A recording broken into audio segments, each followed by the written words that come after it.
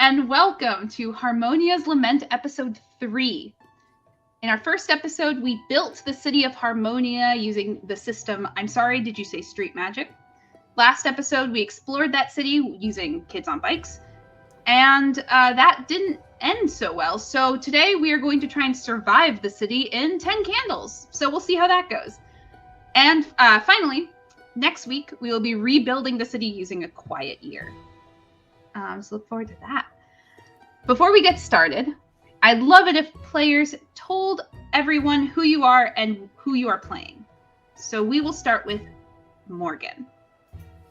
I'm going off of the list here, so I said your character name. Hello, I am Morgan. I am played by Sam DeLev, and last time we saw me, I played a recital perfectly, and it all went horribly wrong. Manny. Hello, my name is Manny, pronouns he, him.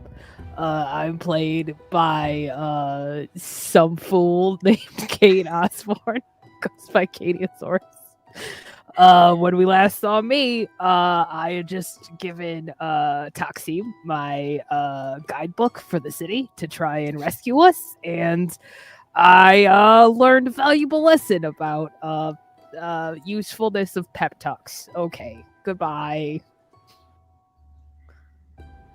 Hope. Hello, Paula. It's nice to be here. I'm Hope. I am being played by this person named Ambrose, I believe. It ended not the way I expected at all. I feel like I was in the wrong place at the wrong time. I feel like it's Gregory's fault for some reason. But maybe that's just how I feel about everything in general. But yeah, I'm looking forward to trying to survive that. And Taksim. Hi, I'm Taksim. My pronouns are he, they, and I'm played by Nordine Likadir, also known as Werewolf Feels, all over the interwebs. The last time we saw Taksim, he was about to blow something up, and I will say this. He did. Things didn't change. Thanks for rolling with that, y'all. And I'm Paula Hawthorne, played by Paula Hawthorne, pronouns she, her. And I am the bringer of destruction this evening. Where we last left things off, they weren't great. Morgan's recital, as mentioned, did successfully restart the heart of Harmonia, but it also empowered the spirits of the city to great power. Manny did resist the temptation to feed off of the emotions of the mortals in the party, but the majority of the spirits of the city did not have that level of self-control and began to sort of run amok with what is now being called the cacophony. The city is wreathed in layer upon layer of discordant music, arrhythmic percussion, and deafening whispers, which now everyone can hear. There is no quiet, and there is no room to breathe or feel in the oppressive music of this new Harmonia. 6 months have passed, and the cacophony has not quieted. The remaining mortal residents who have not been made into a shell of themselves with no emotions remaining have fled to the whistle tips, much to the chagrin of their former residents. Tensions run high as these mortals attempt to hide fear, despair, and even their love, as feeling too loud has been known to draw spirits to your location. They're hungry. You've all set up in the half-rest center with a large handful of other refugees from various neighborhoods, as well as citizens of the whistle tips who feel like they earned their spot, so what's everyone doing here? Everyone murmurs to themselves and to each other, quietly waiting for nothing. Manny, we're going to get to you in a moment, but I'd love to know how the mortals of the group are faring. So, Hope, how have you changed in the last 6 months? What's different about you, externally, internally? I would say that Hope has changed in a way that is a little freeing to her. Not a little, a lot of freeing to her. In terms of like, hey, faking it didn't make it. So clearly, so going to be fully honest, like obviously muting emotions for the sake of like staying safe, but also like fully letting her thoughts fly, kind of no filter. It started off very made her uncomfortable because it was a fear of hers, and now it just feels like it's just rolling off her tongue, telling people about themselves, and how it didn't seem to matter at the end of the day. I would say that she's also a little bit more helpful to people. So instead of cutting people off, she would open her home to people just because, like, hey, like, my house is here, so please stay if you want to. All this other stuff. And giving people her clothes, like kind of switching for function versus looks. Probably getting eyes about it, but literally not caring, because literally this is an apocalypse. So that's the best way to put it. You are in the Half Rest Center right now, where a bunch of people are sort of into their own little separate groups. You can actually hear there's a couple of kids sort of chatting to each other. They start running downstairs and the parents run after them. Everyone's still subdued. You can hear a couple that is kind of arguing, but very quietly, and whispers into each other's ear to try and not arise attention. There's some friends who are trying to just pass the time by playing a game and are giggling, but when someone gets too loud, they shush each other, trying to sort of keep things easy. Next, we have Morgan. You're here with the rest of the group. How have you changed in the last 6 months? In between high-achieving gifted kid and gifted kid burnout, there is that short, acute period of gifted kid crisis. For many, it is when the 4.8 GPA high school meets freshman year of college, or some equivalent, that crash into adulthood that in this particular case so horrifically coincides with the apocalypse. It is not difficult for Morgan to not feel too loudly. Excellent. Still got the big coat? They like to think they fit into it better now. Excellent. Taksim, how have you changed? In the aftermath of what happened down at the Groves, Taksim is now very visibly and painfully scarred. They've lost a bit of weight. He's lost some of that hope from before, but there are things that have happened. In the past few months, he was forced to recover for some time, but now they're using all the power they can to get people out.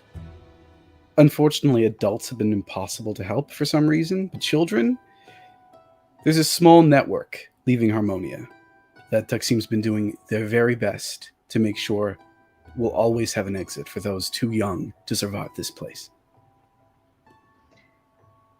And while travel through the lower neighborhoods is tough, that is where all the spirits essentially were. The upper neighborhoods were a place to kind of be away from them, maybe for good reason. Now, you stay here during most of your time, but going down there isn't a place. You can't stay down.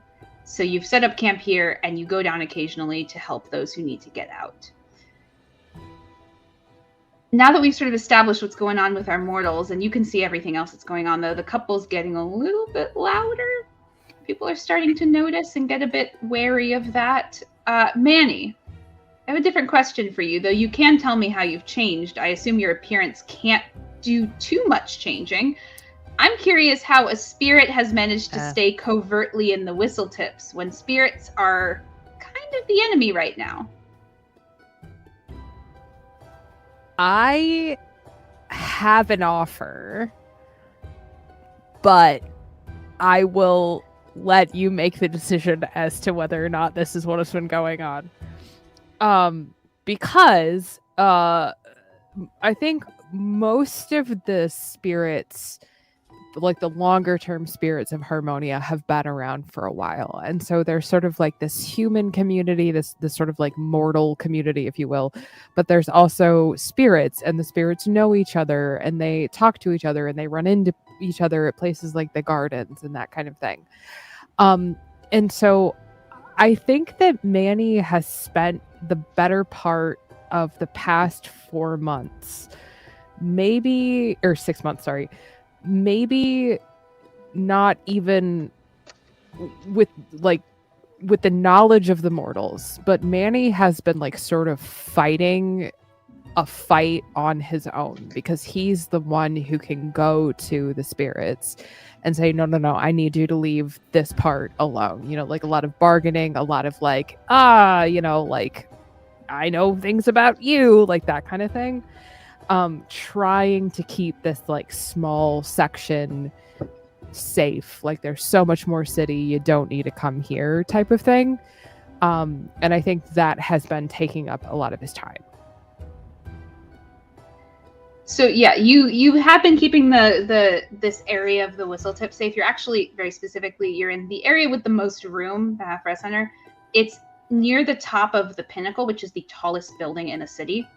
And you've been able to kind of cordon off the top part of the Pinnacle, technically including the council chambers, though the council people are nowhere to be found, as sort of your protected area, though it's given you the trust of the people there, the wary trust that, like, okay, the spirit seems to be keeping us alive. But the trust you've kept with the spirits as well as tentative.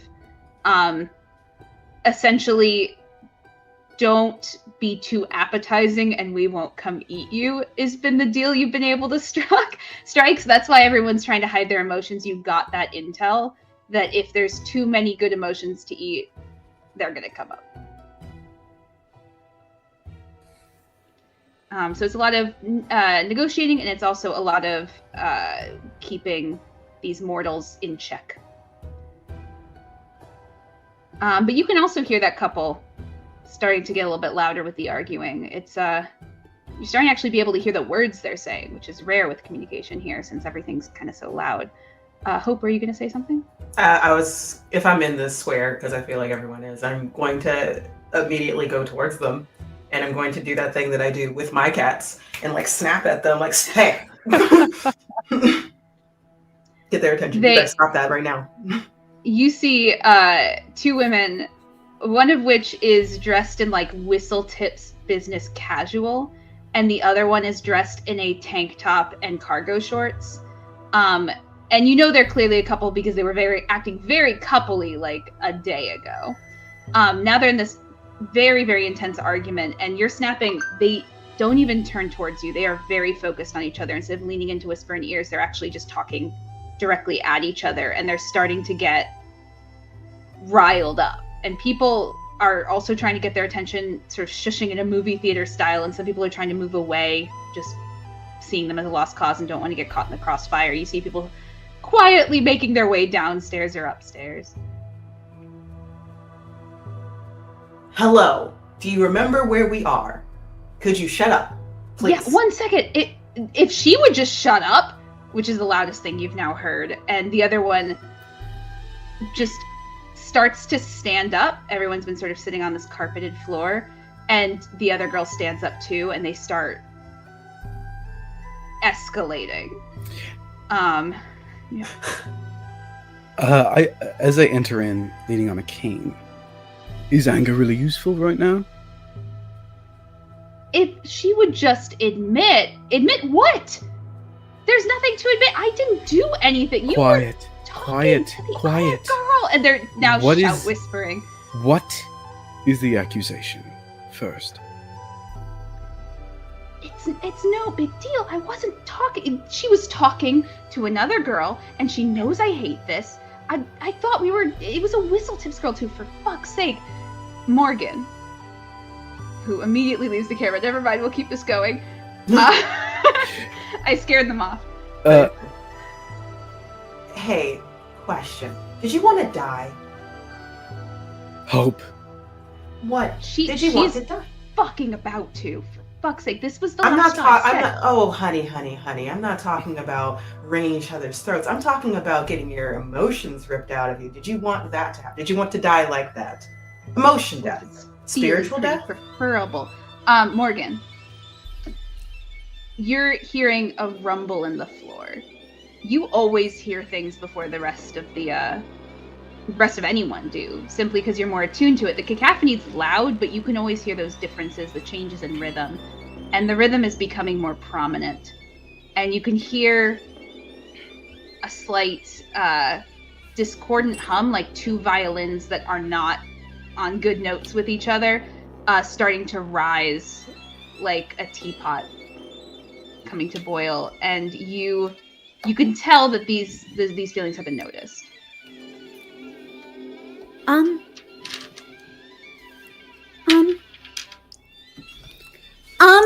Morgan. Yes, what? It's happening again. They're coming. All right, enough of this. We'll discuss it later. Move. Move. We're going. The two girls start shouting at each other, and one of them shoves the other one.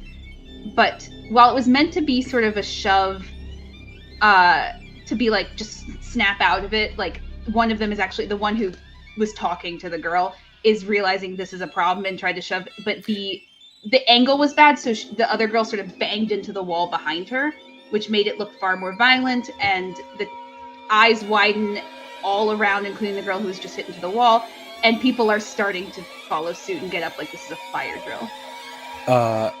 Can I aid the girl who was just pushed against the wall and just quickly usher her out?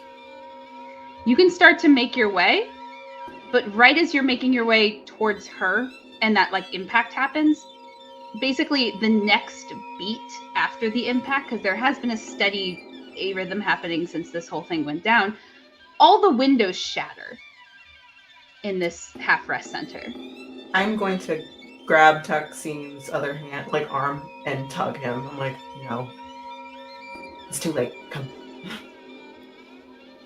I don't care. I don't stop. I grab this girl, and then I grab the other girl, and I leave my cane behind, and I just start limping as I drag them to the exit. The Morgan yoinks it for later. Okay. The exit is being pretty crowded right now, but what you can either try and join the crowd or push past it, or you can look for any sort of building-to-building sky transportation.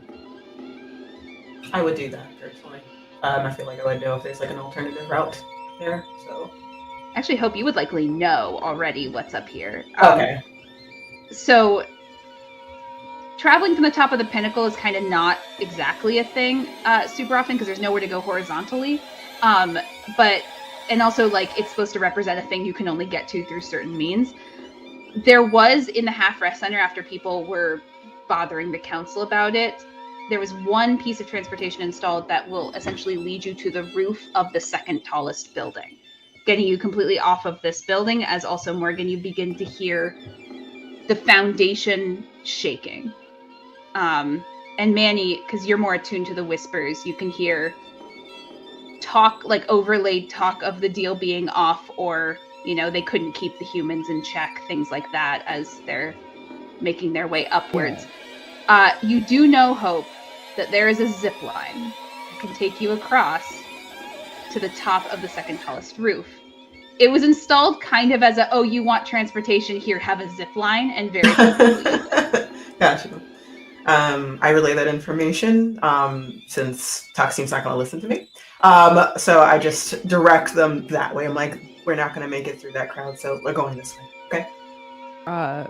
Manny will sort of like appear in front of like some of the broken, like one of the broken windows, and kind of like poke his head inside and say, "You gotta go. I'm gonna hold him off for as long as I can, but we gotta get out of here. Let's go. Everybody out. Come on. This is not a drill. Let's go." Okay. To the line, quickly. Right. You all make your way. Taksim, are you bringing these two girls? Yes, They're I kind am. of stunned into silence at this point. They're no longer fighting. Yeah, and my intention is to push them on the line first. Okay. Technically they're NPCs and they don't need to make a conflict roll. So you approach up to the zip line and you could see it's sturdy. Like they didn't say, oh, go die. But it was if you really want transportation, you gotta really want it.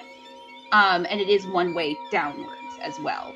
A lot of symbolism in this zip line when it was installed. They're hesitant to grab onto it, but as the building itself starts to rock, and you can hear the sound of creaking concrete and metal beneath you, they start fighting for who's going first. All right. You first. I point to... Literally, I just pick one out of the list. You first, you grab on like this, and the moment she does, I literally push her out of the window. Yeah, you Hold get that. on! If any of you have seen those videos of the people who are about to go bungee jumping and then suddenly realize they don't want to, y'all have to witness that twice. The zipline does automatically retract back up through, magic. And these two girls are basically sent to the other, sent to the next roof. And immediately when the second one lands, they both embrace, sort of forgiving each other and hopefully protecting y'all from further intense emotions being able to track y'all down if you make it across. Morgan, you next. All right. I hand Taksim the cane. Oh, thank God. And out of my backpack, I will pull my zipline hook. You got your own personal one. So here's the thing. I could make the three of you that can't fly make dire conflict rolls, which is similar to Kids on Bikes, a roll that if failed, bad things happen, free fall and all that.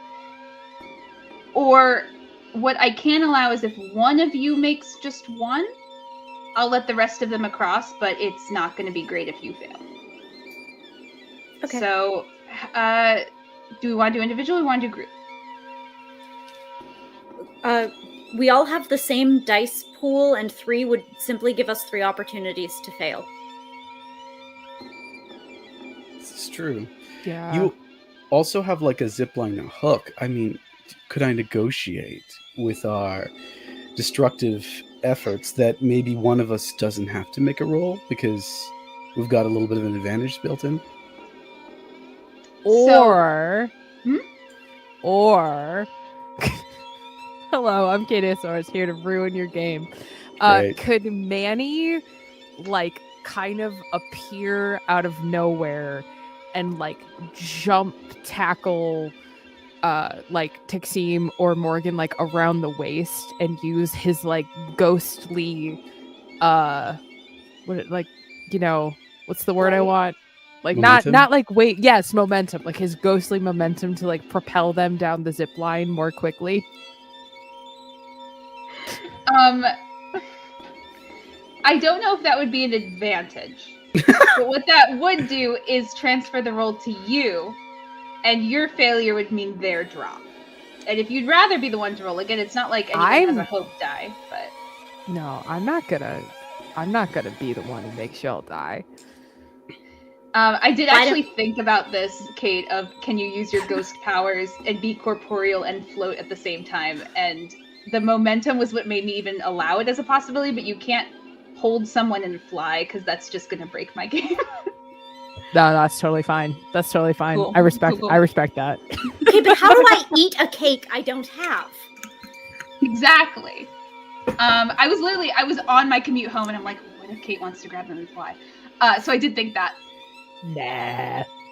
I will allow 2 rolls to be made, one for Taksim and one for Hope, or the 1 roll. Also, sorry, it's really hot in my apartment. Morgan survives the zipline. This is good. Hope, Ambrose, would you like to roll for both of us, or would you like to roll just for yourself? You're muted. You are muted, my love. You're playing me the last game where I was muted at the time. Why are you putting it on me is what I asked.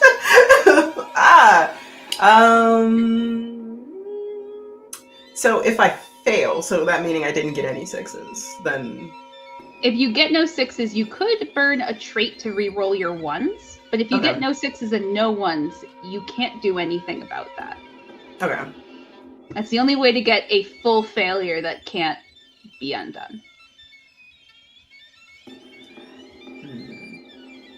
I'm gonna roll for all of us, like me and Taksim, and I'm going to say burning, I help us escape dangers. You don't have to burn any traits yet, because you might simply succeed.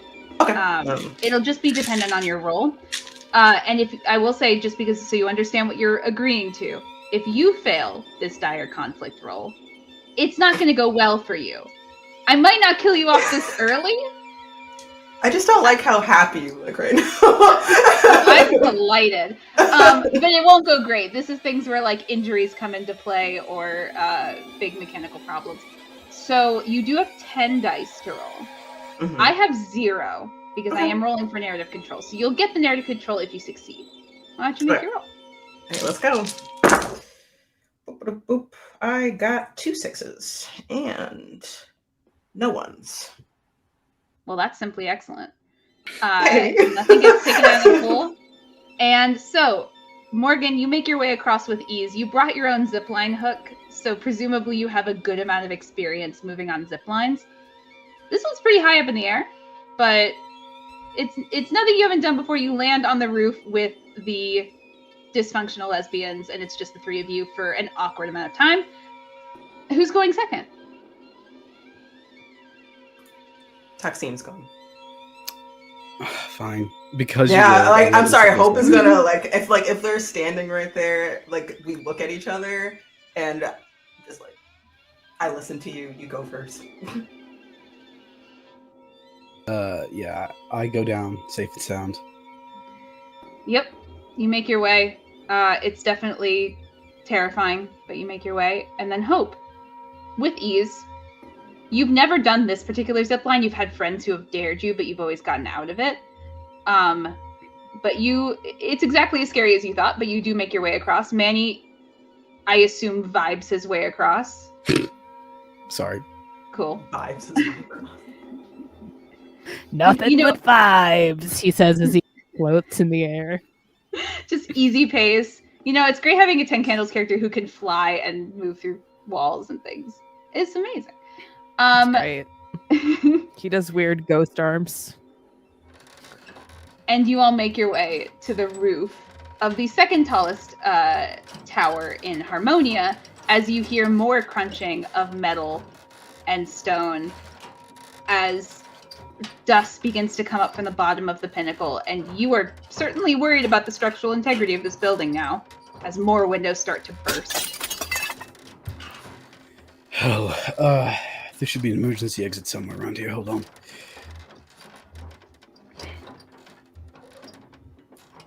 You are up on a glass-floored roof. You can see below you into basically what is a rooftop greenhouse cafe.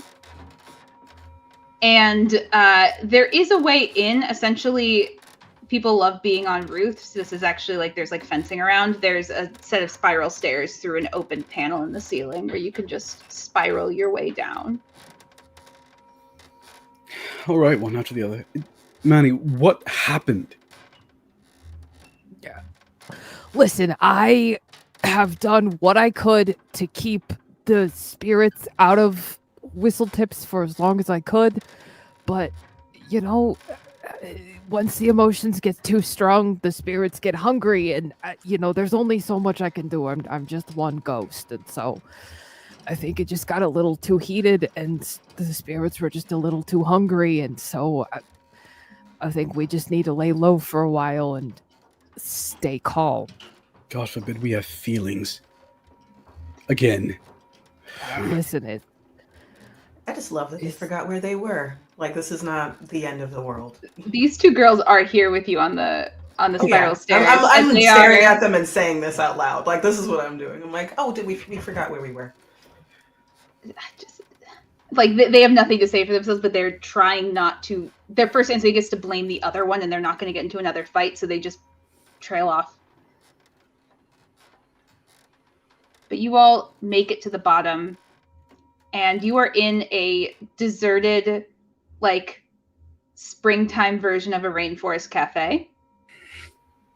Slightly more upscale, but only slightly, as this feels like one of those like more centrally themed Instagram locations. Lots of vertical wall plant art, lots of overturned tables and chairs at this point. But honestly, it looks like they brought the groves upstairs. It's pretty. but you can actually still hear that loud breaking of stone, which has now kind of fallen into the arrhythmia that's been happening in the city, and the bending of metal and the creaking has fallen into the cacophony itself. And that tower is not staying up. And hopefully it just doesn't fall towards y'all.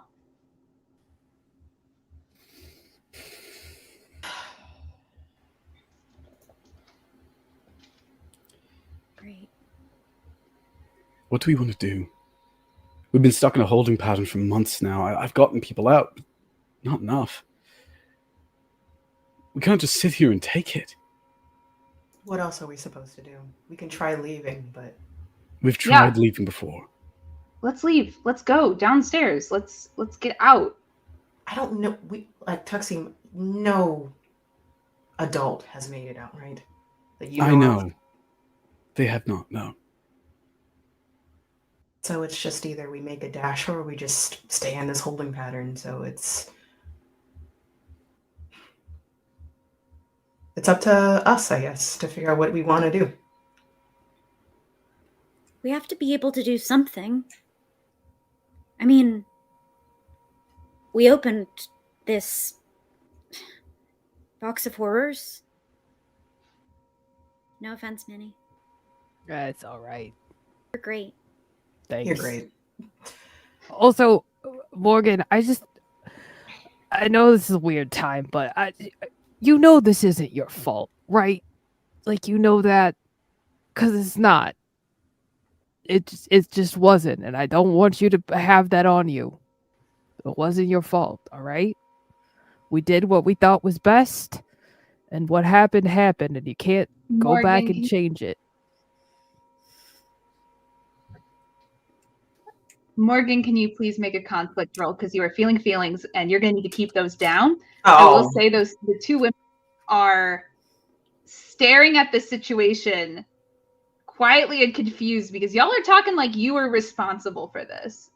They're not saying anything yet, though. Well, they're responsible for that whole ass building, so pot, kettle, pot. True. People who have made mistakes are in this group. 10 dice. Yep. Roll them. I see at least 1 6, 2 6, 3 6. Any ones? In fact, no. God. Not a single one. So far, so good. I don't think this is the first time this particular, it's not your fault, right? Smile. No, yeah, sure, of course. Yeah, definitely not. Conversation has come up in the last 6 or so months. But this is the first time. Forgive me for cutting you off. You all right? This is the first time Tuxim says, no, the person whose blame it is mine. I had the match. I could have blown it up. Kalas asked me to. Begged me to, even. And look what happened to him. If it hadn't been for the whispers in, what is his name again? John Chime's ears, this wouldn't have happened, period. So stop trying to take blame. It was Whistletips trying to take ownership of saving the city, whatever that means. I wonder where John Chimes is now. I hope he's rotting. Sorry. I hope the entire council is. No, it's not blunt, it's honest. I mean, if we're being honest, one of the things that I keep thinking about is that, this has become sort of I don't know how else to explain it, a self-feeding machine, like the spirits and then the humans, they're, perishing, if you will. And then what happens to them? They're dying here in Harmonia, so they become another spirit to add to the pile. It's just cyclical. It just keeps going. And so, I don't know what happened to John Chime, but I know that, it's very likely he could be part of the problem now, if you know what I'm saying. It's not just spirits, Manny. Have you been down to the below? No, I've been holding off everybody up in the whistle tips. What's going on down there? Some of them are the shells, husks. They're empty, but they keep moving, keep acting, lashing out against anything and anyone in their way. They don't mean anything. There's nothing left of them, but it's frightening. Taksim, I was just wondering. Manny kind of pauses thoughtfully for a second. And he'll look over and he'll say, "Do you still have that match?" If I hadn't blown it when I did, well, we'd be chased after by a lot more than just spirits and husks right now. That's how I ended up like this. I know I was gone for a couple months, but I couldn't get out of bed. I couldn't move. Well, we're just glad you're here now. I'm not. If I'd opened that door sooner, maybe you could have gotten out, Morgan. I needed to be here. Because we need to do something. Hope's right. We're not going to just let every living person in this city be turned to a husk. We have to figure something out and do something. We can't not. You know what I'm afraid of? I have something we can do, and there is one of the women is listening to this intently, just absorbing every moment of it, living for the tea, essentially. The other one has wandered over to the window, and you can see that the pinnacle is falling apart, and you can see that it's not entirely falling on top of your building, but it's going to clip it. As more pieces are moving in that direction, the wind, this person is just staring out the window. Maybe we just move down to the room that's not away from the room that's made of glass. Just points up at the ceiling and wall. That's a good idea. House. Yeah, sorry. This seemed really emotional, but honestly, ending it seemed like a good move since that's what you did for us. No more explaining. You're good. Come on. It's like unsure about getting in trouble again, and you all start moving away as you hear loud snapping sounds. As a giant piece of metal, which comes off of one of the more decorational additions to the building, now kind of annoyingly present, starts to fall straight towards the greenhouse. And the glass is about to shatter. So, because I love forcing rolls and y'all are being too lucky for my taste right now, I'm going to need conflict rolls. They won't be dire conflict rolls because I'm nice. From all four of you. So we're going to have to go in order in case dice get lost. Gotcha. I'm going to go in character sheet order because that's just in the order I've defaulted to. So Morgan, 10 dice.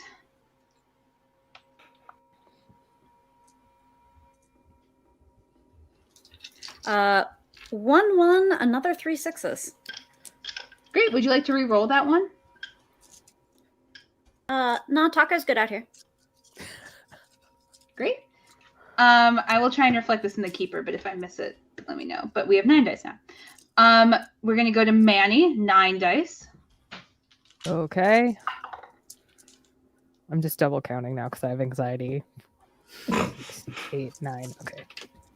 I felt that. I already lost one. Okay, that's 1, 2 1s, and no 6s, but a weird amount of 5s, which is not helpful. So that's 2 1s and no 6s. So that would be a failure. Unless you want to burn one of your traits, which you are lucky enough to have one of them on top.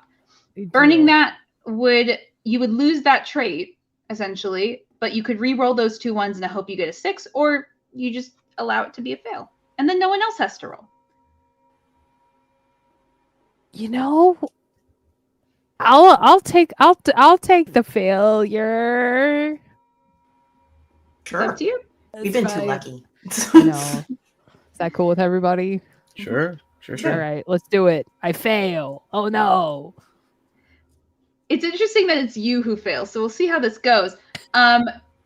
So I'm going to blow out a candle here for us. Oh no. It's happening. The 10 candles, they're becoming relevant.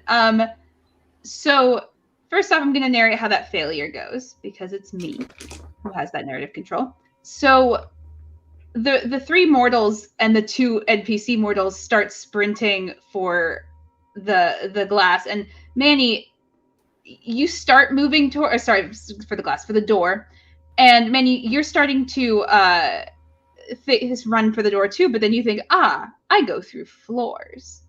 I can just meet them on the other side. And you go through the floor, and you wind up in sort of a weird space that you don't understand, and you realize that you're kind of in a big concrete pillar and being fully immersed in something like you've done this before, where you get kind of lost in the structure of a building and then you forget what's in and what's out because all of it you can move through, and it becomes extremely disorienting. And you'll re-enter the scene that we come into, since we'll probably pick right back up in a bit, but you're going to be like a little bit frazzled, because the number one thing when it comes to getting lost in fully solid physical objects is it's wildly disorienting. It's like being underwater. When you're drowning, you don't know which way is up and you don't know which way to swim. And you can't really stay in there super long. So you're kind of in a little hell bubble. Great. What's up? It's great too, because that's what happens when you box yourself in Minecraft. I always get lost and I can't figure out which way is up. Yeah, you're currently the Minecraft character, and your hearts are going down and you're making that sound. That's where you're at. I'm like, oh no. The rest of you do make it to essentially like these sets of stairs that lead to like a door, so it looks like a basement, but you're just going down. And we'll figure out where you end up in a moment. But now we head into truths, which is what happens between scenes. We'll be giving as many truths as there are candles left lit, which is 9. And we'll be going around the circle and just saying true things. And those things will become true if they weren't already. And they will basically lead us into the next scene, wherever that may be. And if we decide to time jump, that's just how long Manny's stuck in the wall. That's totally fine. So we start with the person who failed the roll. We start with the person who failed the roll, and we move around in the order I've been going off of, so you all know that. And we go till there's no more left. So, Kate, what's our first truth? Well, that's a lie. The first truth is that the world is loud, which is my amending of the world is dark. And now, Kate. My first truth will be the spirits are in turmoil. Okay.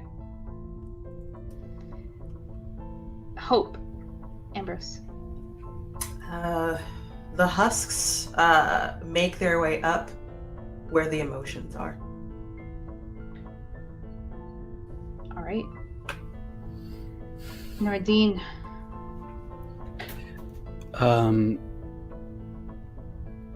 The animals are just gone. I will take this one. Yeah, I'm having my players write them down after, so if you see them say something and then turn, it's because they're writing things down. It's me next. I could have been ready. There are 2 husks in the room that these characters are about to enter. And I'll leave it at that. There's 2 husks in the room that they're about to enter. Yeah.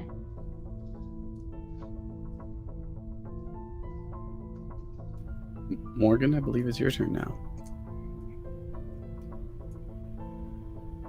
When the glass breaks, it rings on the same pitch as the discordance. Excellent. Back to Kate.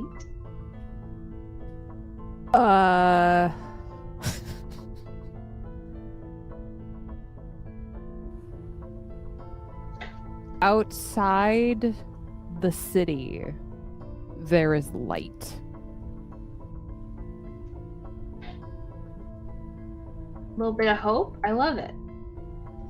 And if you feel like you can just type a few things that like reference your truth if you don't want to type the whole thing. That's fine. That moves to Ambrose again. Over the city, it looks like eternal night. So the world is dark. But with a little bit of light. It's dark and loud. We got moons. It's fine. Taksim. And then we're going to end with me.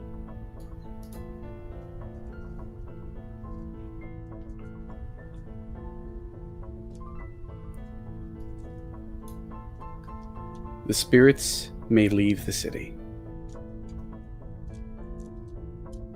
May, I need the clarification. May as in are allowed to, or may as in are might? Possible. It's possible for them to leave the city. As in children and spirits can. It seems that you all have narrowed that adults cannot. Mm-hmm. Great. Yep. Just in case, the city does fall apart, the spirits could just move to another one. Isn't that lovely? I love it. Trying to think. One of the husks that y'all will likely soon encounter has a match in their pocket. Oh, fuck you. Love you too.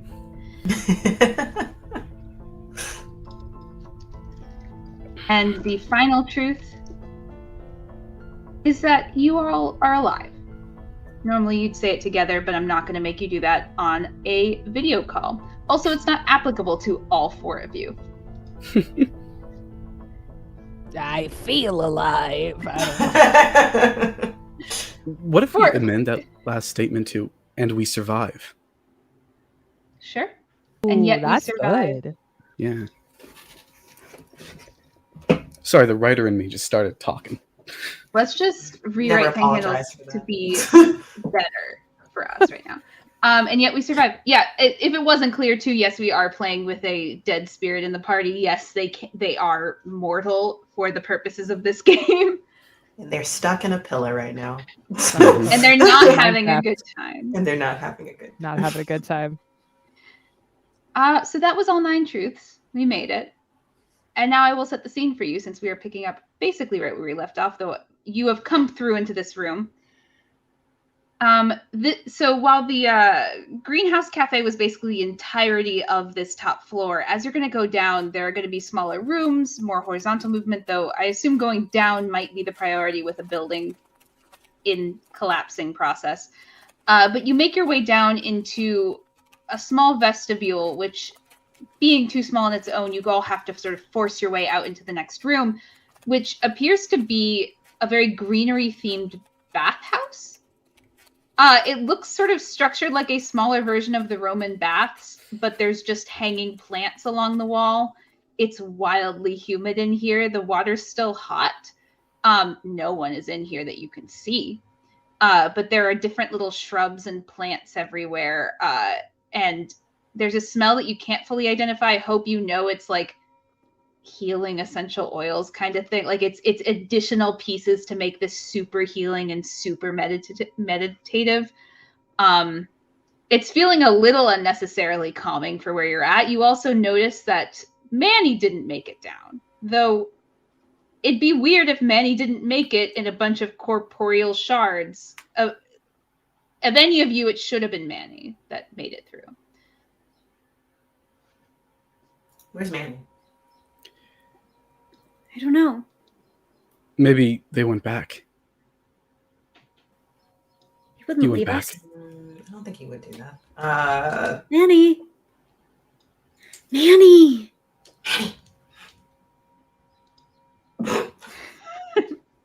Do we just see hands coming through a pillar, like just tips of fingers? Well, that's a good question, because I guess...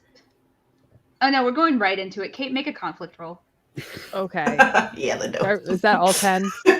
No, it's No, 9. It's not. 9. Okay. You fill back up to the number of lit candles. Okay. Woofs on bikes. That's 2 1s and 3 6s. Okay. Do you want to try and re-roll those ones to avoid them being lost? Or are you fine with just taking those out of the pool? Because otherwise we'll have 7 dice to roll together. Oh, That's fine. That's fine, What right? What do y'all think? I think spending a little time in the scenes early on, because later we won't have many dice to roll anyway. This is one of the few where we have some time here. It gets short quick later. Okay. Now, man, you would have to burn your first trait to re-roll those before you do. So I just want you to understand you'd be burning protective for you to try and signal to your friends that you need to be saved. I really don't want to do that. It's up to you in the end, and you did Can put I just your like important trait up stay there. in the pillar? Can I just do that? Your comfort You're pillar? still going to succeed. If you Okay. burn protective, you're keeping the dice pool big and a chance of success higher for everyone else. You Okay. still roll those 3 6s. If you let those two 1s go, you're going to succeed, and you'll have narrative control of how you signal. You're just going to bring the dice pool down to 7 for now. It'll fill up soon. It's going to fill up back to 8 when the next candle goes out. Okay. It's fine. Okay, I'll do that. I don't like how happy Paul is getting about this. I know, right? I mean, I actually love that you're getting happy I'm like, about this, oh, but no. also Those dice do go to me, for the record. When yeah, you that's why I was lose like, it's them, probably they go because to you get my it. dice box. We don't lose any dice. They Yeah, get it. They get They it. So, Kate, you did roll 3 6s, and I didn't roll Yes. any, so I can't get narrative control. What does it look like when you successfully signal, even inadvertently, to the others that you're trapped in a Minecraft pillar? You look over at sort of like the big sort of central pillar that like the spiral staircase wraps around, and you see like an elbow, and then you see like a knee, and then you see like a couple of fingers, but they're all in like places where it like doesn't make sense for them to be. And then you see like just one of Manny's hands just kind of like pop out and start sort of like feeling around the edge of the thing. And like Manny isn't like signaling for help. It's just clear he's sort of like, okay, where am I? What am I doing? But you see the sort of like flippy flapping of his hands, and then that serves as your signal. Knowing this and knowing that some of the pillars in this space are decorative, I'm going to take my cane, which is made of a much harder metal than it looks like, and I'm going to try and break the pillar down to free Manny. The moment I see it, I don't wait for anybody to say anything. Roll right off the bat, and I've been to keep this sheet updated, so we're at 7 dice. Which dice do I want to lose from my collection? These are the least legible. Okay. Oh, dearie me. I do get 1 6. I do get 1 6. Okay. But that is 4 1s. So what we're going to do is I'm going to actually use up one of my traits, Despondent. So how in this moment are you shedding Despondent to smash what is essentially, so you know what we're looking at, a decorative stone pillar for this Roman bath style room? By losing it, I'm no longer a despondent person. Mm-hmm. But I think I can get rid of it by exhausting it. So I say, Manny, we cannot lose you. Do you not understand? You're too important. You're too important. For heaven's sake, fight. Fight like a man. Fight! And I yell as I wail against this thing. Totally, this is the most emotional I think anyone has seen Taksim. And I'll roll those 4. All right. Which did net me another 2 6s, but also a 1. So only have 1 1 out of that. That's great. You're down to 6 dice. That's okay. fine. No. And I did roll 1 6, so while I was going to get narrative control of that success, you did squeeze out a narrative control over me. So I think that's a success for y'all. How does this look, Taksim? I wail and I cry and I reach a point where it's almost sounding like a shriek, but it pierces through the air in a way similar to the music of the cacophony. And as I reach out with a hand, I hold Manny's hand, legitimately hold Manny's hand, and bodily drag him out, though he is spirit and I am mortal. Manny appears out of this portal fully upside down. Yeah! But you realize kind of where you are, and you also realize what happened. That your hand was grabbed. That doesn't, you do that. And it takes a lot of work. Manny's gonna sort of like invert himself so he's the correct way up and down. And be like, Taksim, what What was that? That's not supposed to be able to happen. That's new for old man, and I've seen a lot. You okay? I died. I'm not dead, but I did die.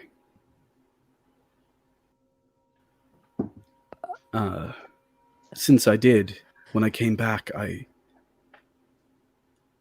sometimes I forget I'm in one place and not the other. I sing in ways I didn't before. I don't understand it. No, weirdly, I can commiserate. I know what it's like to feel like you're in two places at once. Thank you. I'm sorry that happened to you, but I appreciate the assist. I got a little turned around on the exit, which maybe you could just keep that between us. It's kind of embarrassing. I move slightly to the left, revealing the fact that Hope and Morgan and the other two girls are literally standing behind me. Every time. Sorry, old man, but we definitely saw all of that. Manny will smile at Hope and be like, well, what are you going to do? I'm a trash ghost. It's a throwback. It's fine. A throwback, but never a throwaway. All right, so I'm out. You're Toxie. We're gonna circle back to that because I'm worried about you. But Hope, what are you thinking? What's the next step here? Do you think, Hope? Either we get out, make the dash to get out, or find a way to stop the discordance of some sort. Because if we inadvertently started it, because we didn't know, maybe there's a way we can play a different song and it stops it. But that's in the middle of everything. So The Groves. Yeah. You still have the key I gave you, right? Yeah. So we have the back way. It's true. It would be the last effort that we can do to maybe stop something. And there's no guarantee we'd live through it. Using that key walks through the echo, the copy of the city that the spirits inhabit in the first place. It's dangerous as hell. It's worth it. It is. But either way, there's going to be something dangerous. We have to make that choice. Or we're just sitting here.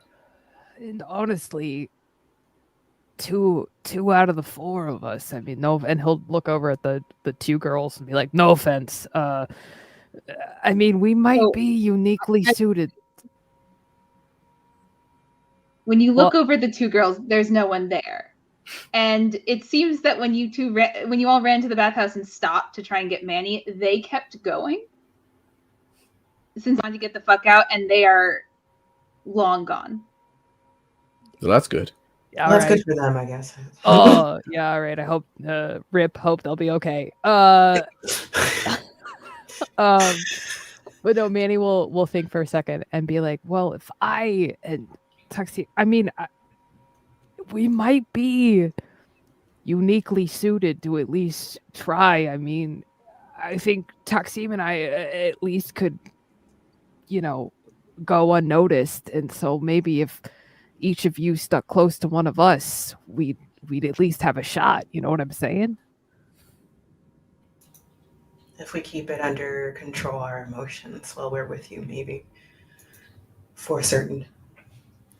You're an expert at that, right, Hope? Yeah. Morgan, as you all are talking, you feel two hands on your shoulder grab into you. And the rest of you see, appearing from behind a pillar, where apparently there was a door, are two of what Tuxim had mentioned, these husks. They look like two whistle-tip citizens. They're wearing those cute little matching tennis outfits that some people who really want to get up, like pastel pink and white, very Barbie and Ken. And Ken has just thrown his hands on top of Morgan's shoulders and is starting to wrench them away. Help! Please! Help! Immediately gonna go for Morgan. I immediately go towards the husk. Okay, so we'll do that in order of speech. So I need a conflict roll from Hope, and then we'll do one from Taksim. Hope, that's 6 dice. 6 dice. Yay. Making sure. And Yep. that means Ooh. Paula rolls 4. Oh, that's cool. I respectfully disagree. 2 6s and a 1. All right. Want to keep that one and give it to me? Or take that one and give it to me? Do you want to re-roll it? Thoughts, people.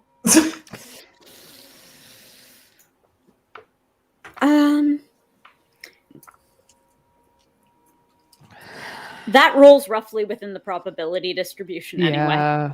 That's 6 dice, one of which rolled a 1. That Yeah, I is- used Yeah. mine to reroll 4. Okay, I'm not gonna reroll 1 dice, so I'm gonna. Is that okay? Like, I'm Yeah. gonna give this Yeah. Paula. Yeah. I will set aside Now another we're one of my dice. equal. Yeah. We're equal. So I did roll 2 6s myself, so I'm going to take that narrative control.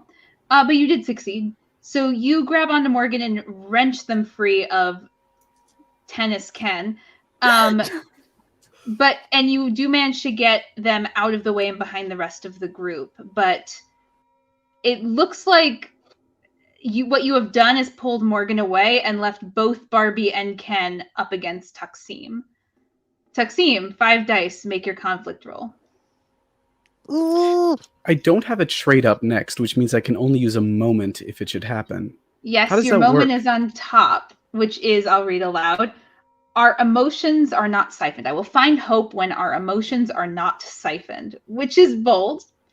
And unless you can live that out narratively, you're kind of stuck. Well, I think I might be kind of stuck in this case. Although there are no ghosts siphoning our emotions currently, to be fair. Currently. Actually, hold on. Oh, dear. Out of 5 dice, 3 successes and 1 1. 1 1. You have to let that 1 go, so we're down to 4 dice. But you did roll more successes than me, so tell me what happens. I barrel into them. I hold out my cane in front of me, so I'm just holding the middle and letting their ends like catch their necks and push them back into the wall. And then I pull back and I pound them again. And I keep going until they hit the floor. All right. I mean, it's a success, so you do that, and you even leave like cracks in the faux marble wall, while the rest of the group just looks on at this. I cried when I reached out to you, Manny, and nothing happened.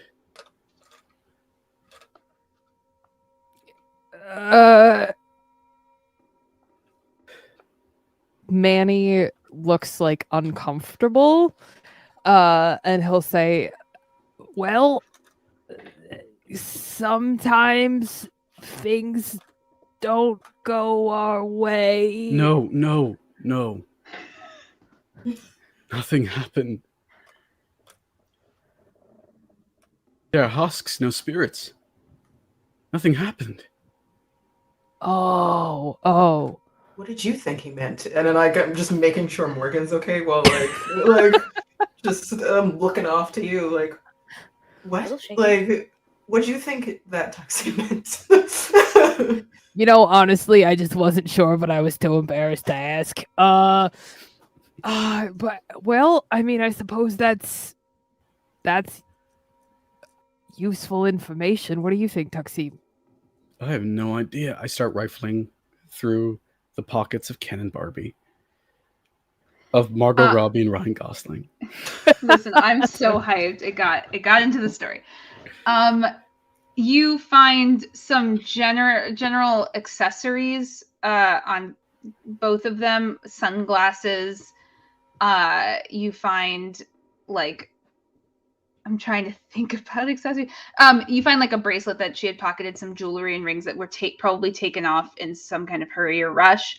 And you do find a much smaller box of matches, like the little pocket ones that you'd get with little business names on it, though this one just is pink. This looks familiar, but nowhere near the damage of the last one. Hope, do you know any places that are just pink?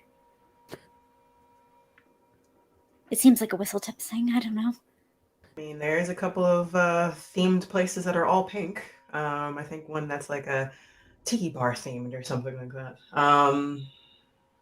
Yeah, I know where that is. I can take us there. That helps. Why? Is it on the way? Yeah, it's in this building, I think. Gotta go down a little bit, but And you wanted to live here. listen. I'm sorry, question mark. What do you want from me? Oh, nothing. I'm just surprised. And you all start to head towards the pink tiki. But I think now is a good time to take a quick break. So stick around, y'all, and we'll see you soon. And welcome back. Where last we left off, this group was in the baths at a very high-rise building at the top of the Whistletips in a city that is slowly falling apart because spirits are eating people's emotions. I hope that was enough for y'all. You should probably go back and watch the other 2 episodes as well as the first part of this. Everything's fine. Y'all are headed towards a pink tiki restaurant, potentially in the hopes of getting answers about why there's a pink matchbox in the pocket of the husk people that attacked Morgan. I'm still saying nonsense if you just joined now. Matches are super important. It's not clear if this is a similar caliber of match to the one that caused the explosion that seemed to have killed Tuxim, though he's back. But it's a smaller matchbox. If you popped open, there is one match inside, and it is pink tipped instead of the green tip that you had, Tuxim, that Kalas gave you. And you're headed, hopefully, to find some kind of answer? Question mark? It's not a difficult journey to go on. The pinnacle is definitely, Hope, one of your more recent homes, but this second tower is a lot of the place where people who want to believe they've already made it to the top but know that there's still more to gain like to go. It's sort of the top of the second best. And you were here at one point. It was just as unfun as the rest of it. And you remember a particular pink tiki bar being utterly egregious. And the rest of you, as you all enter this space, most of this building, as well as the other one up in the Whistletips, is just a series of hallways and rooms. And the rooms are opulent and gorgeously themed, and the hallways feel like you're in a high-rise business building. It's very staged. It's very weird. It's oddly liminal, since hallways take up most of the space. So you're in this sort of bland and nothing hallway, and then a pink door sort of appears around a corner. Hope opens it, and inside is this opulence, the wrong word. Let's go with camp.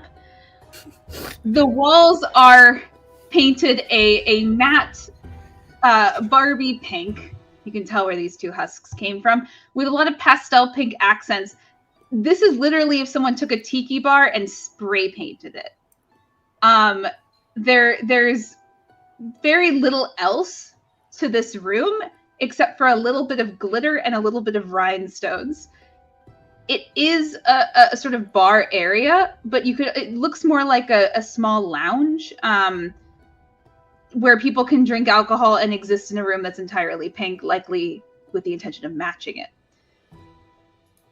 You see a couple of people who are actually in here hold away sort of in a corner behind one of these tiki sculptures that have been spray painted pastel pink. This whole place is wild. And they are all... I really thought, like, I was hoping that the whole thing was pink. Everything was just pink, including, like, the tiki bars, the thing.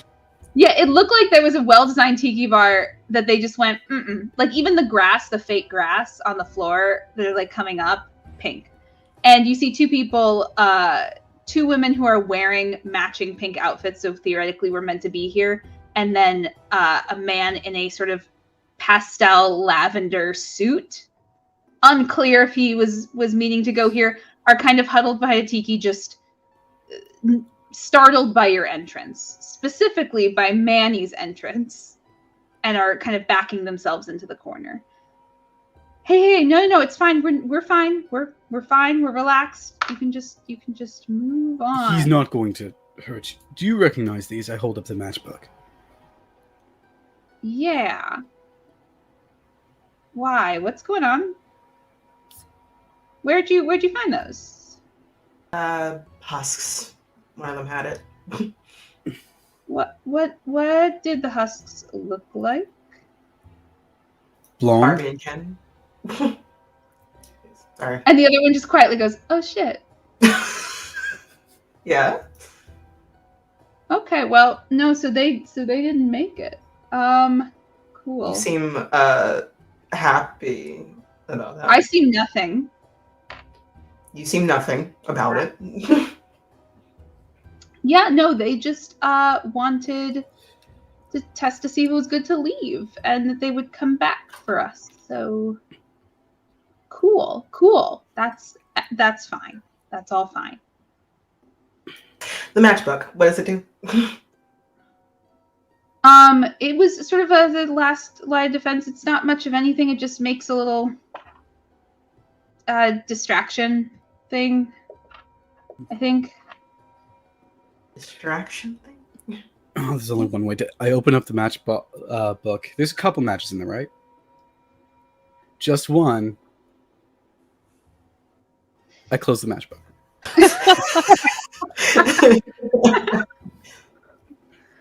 Distraction lane. Sort of pink poof.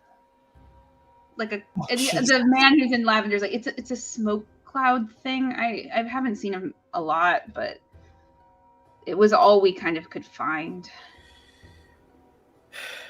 What did people do up here? Don't ask. Well, and here we drank. In here, it's... You both talked at the same time.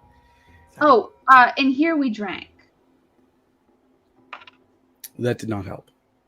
Okay. I hate this place. All right, so how do we get to the groves from here? Hope. We have to find a way down. We can go down. We're gonna have to cross the other. Well, no, the other building's destroyed now. Sorry, you should try the slide. If you're going down, I don't know why you would, but if you're going down, you should try the slide. We were talking about using it possibly, but we don't think down is better than here. So gotta do something. Either get out of here or sitting duck. There's a slide? I'm with Morgan. Yep. There's you're from here, right? Mm-hmm. I don't know if it's like new-ish. If you're like up, you might not. They made like a little indoor water fun house. Wow, what is this? Wow, this building has a lot of. It's where the arcade used to be. It's got a slide that basically takes you to the bottom floor. It's like one of the big super slides. It's probably still wet. It's not fun. I mean, now it's not. Don't have too much fun.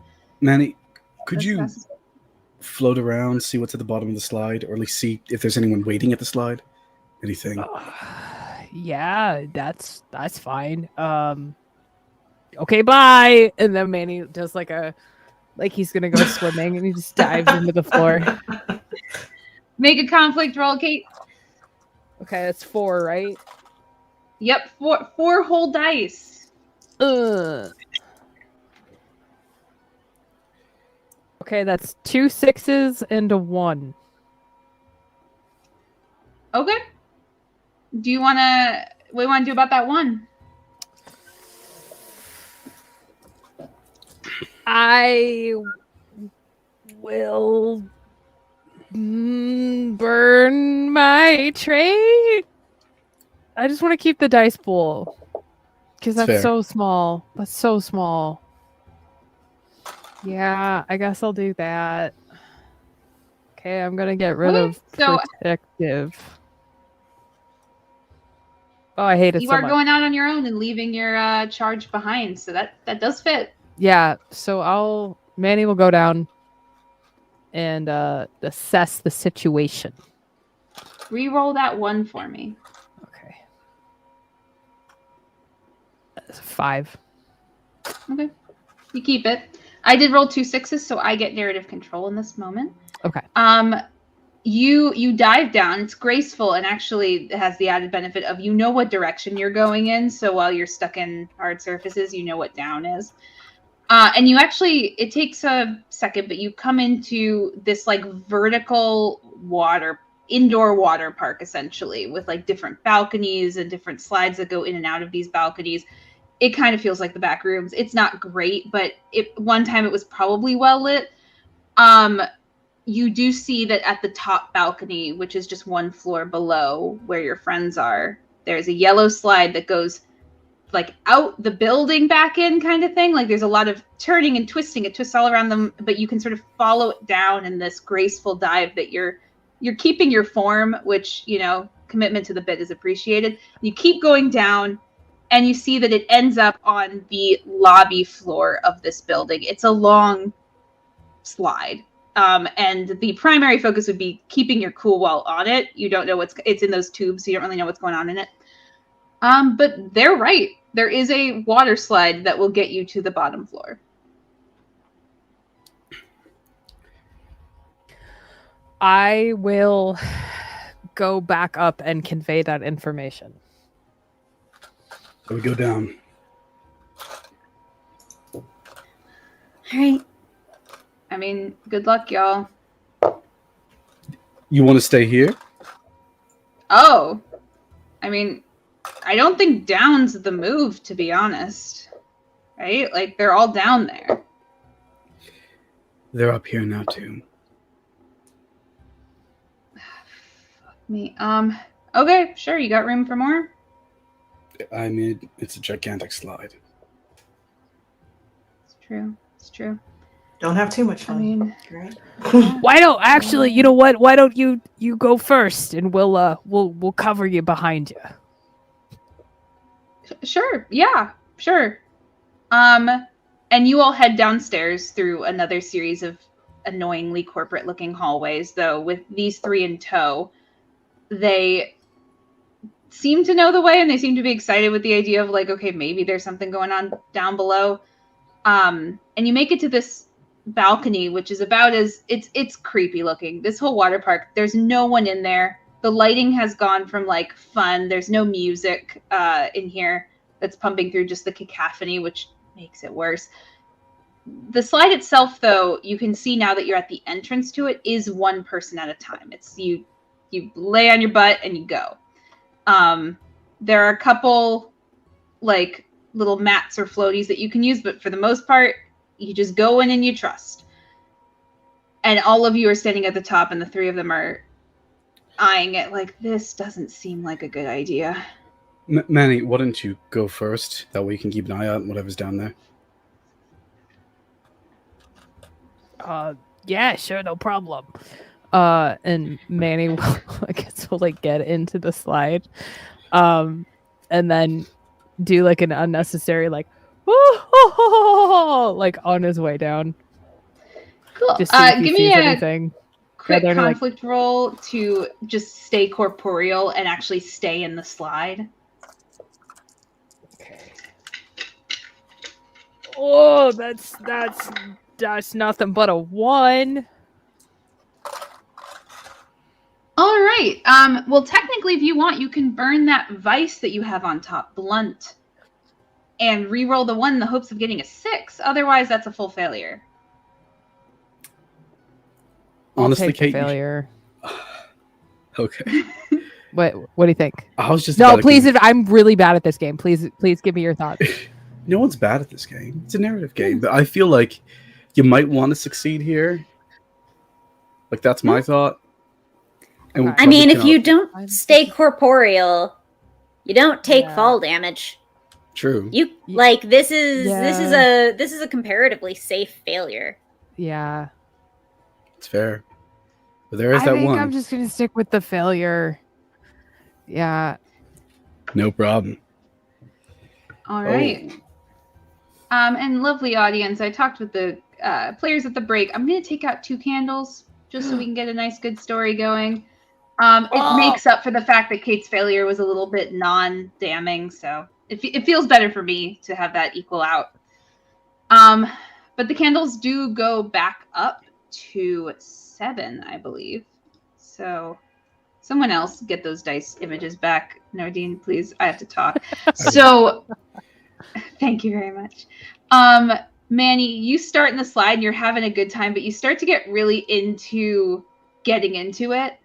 And you're doing this sort of slide theater of like, you can, when you hear the screams back through the tube and you're trying to like emulate that once the slide, it goes down for a bit, sort of easy, straight, and then it makes a hard turn. It goes out the building and you can kind of see when the light changes, you're supposed to, it's dark out, but you do a hard turn to come back in.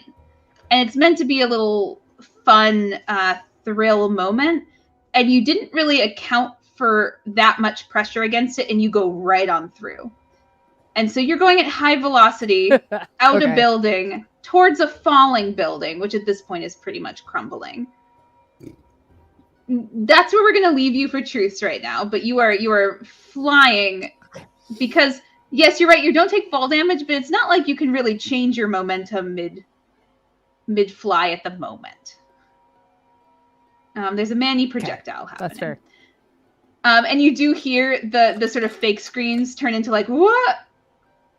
As Manny passes through the slide and you don't hear anything anymore. And the world is dark and loud. Starting with the person who failed the roll. Hi, Manny. It's you again. We're going to do 7 truths, so we're going to go around and do those truths.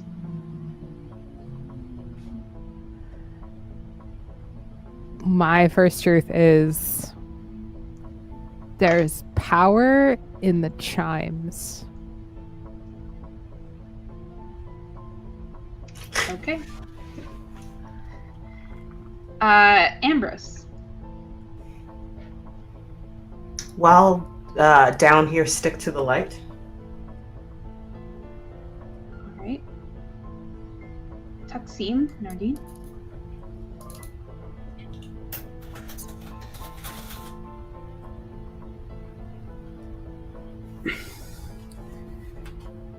The slide will hurt one of us on the way down.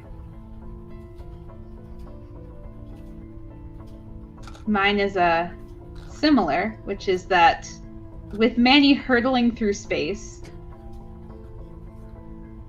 no further investigation can be done on the hazards of the slide.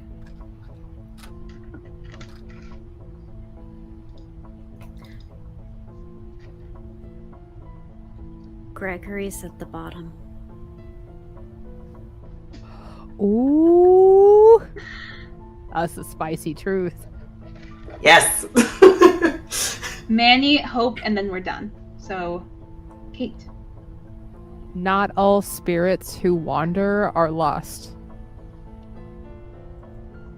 Oh. Okay. Sorry. Last one, Hope.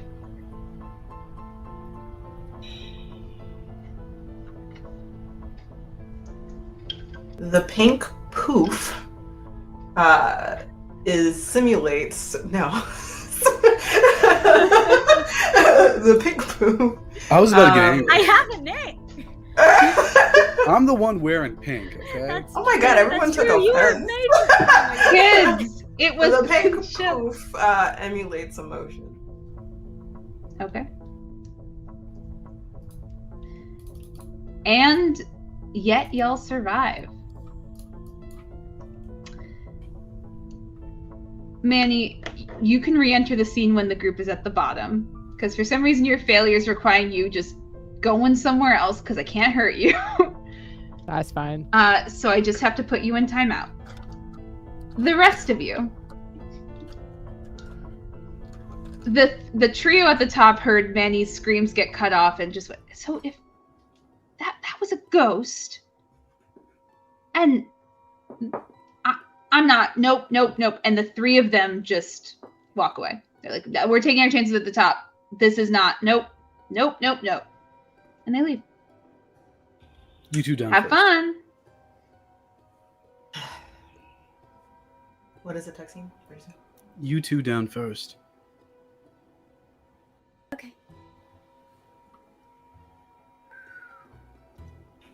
Down they go. They're actually kind of excited for the slide. It sounds like fun. Oh. I'm sure Morgan didn't have a lot of unstructured, fun, specific time in their upbringing. Yeah. Just time to chill and have a good moment. So this is like a little bit of that while you can. And in fact, the slide itself is fine. You're getting sort of thrown around, lots of sharp turns. There's one moment towards the end where you go into like almost a free fall drop before being scooped back up. And while you're pretty deft, you had a good, somewhat good dexterity ability in your past game life. You're fine, but I will need you to make a conflict roll to hide how excited you are. Okay.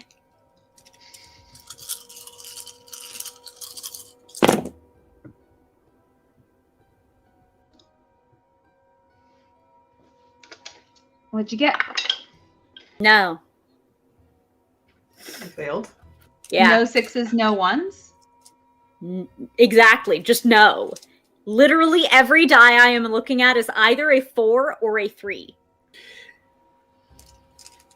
Nothing can be done about that. Mm-hmm. May I ask, if I were to blow out a candle, could I take narrative control of the scene? It wouldn't negate the failure. That's okay. It'd still be the last narration of the scene, and we'd go back into truths immediately. I'm but okay if you with would that. like to blow out a candle, this is separate from the one that will be blown out from the failure. To narrate out of this, you're welcome to. And I will say I didn't mention this, and I ought to have, but these slides are dire rolls simply because it is a risk to your bodily health. I really should have mentioned that, so if that changes your answer at all.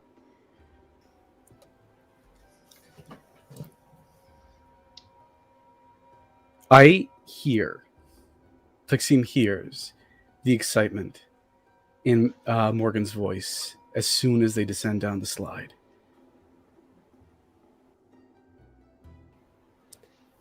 And tells Hope to go after them.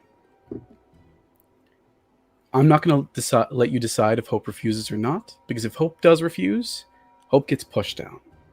And if Hope doesn't, Hope goes down alone.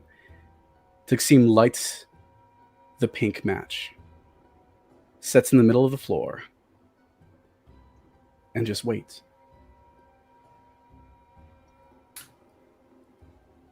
Oh. I'm going to say Hope hears the urgency in your voice. And was getting ready to, but then looks back at you and thinks you're up to something. And then I would imagine that you would push her down. I do. I realize that a failure happened. I hope you'll let me take the failure consequence instead, Paula. Dire. I understand. Okay. Well, we'll move into truths. And we'll see how this goes. Because I'm not going to narrate the rest of this. It was not mine to narrate. The world is loud. And because of the lost candle, there are 5 remaining. Including 5 remaining dice, which I can do. It starts with the person who failed the roll. Which is interesting because it still is technically Sam. Who physically failed the roll. Now it is only 5 truths, which means we'll each get 1. The first one being the world is dark and loud and all that. Yeah.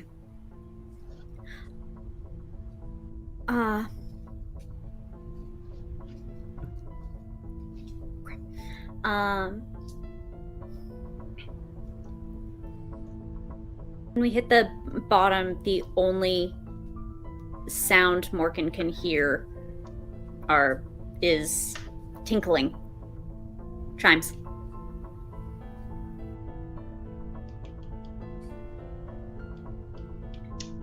Kate. Manny knows more than he thinks he knows. You're welcome to leave it at that. You can also give more specifics. That is up to you. If you know what you're talking about, you're welcome to leave it. Yeah. I'm going to leave it for right now. Ambrose. Oh man, I was hoping I could think of something before it got to me. Oh, I will say, house rule, you can pass and you'll get the last truth if you'd like, but you're welcome to. Sorry for introducing that after Sam took the time to think. Moral of the story, never think, kids. Never think. First Never thought, best thought. Um, That's how I do all my RPGs. There's something to harmony being bad. Okay. Nordine? Gregory may be down at the bottom of the slide. Gregory's not alive.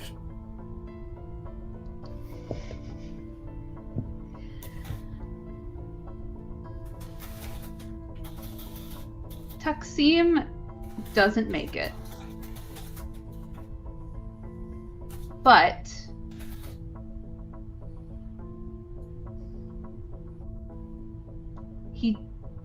because of his single demise that happened earlier, he joins the Whispers instead of being condemned as a husk.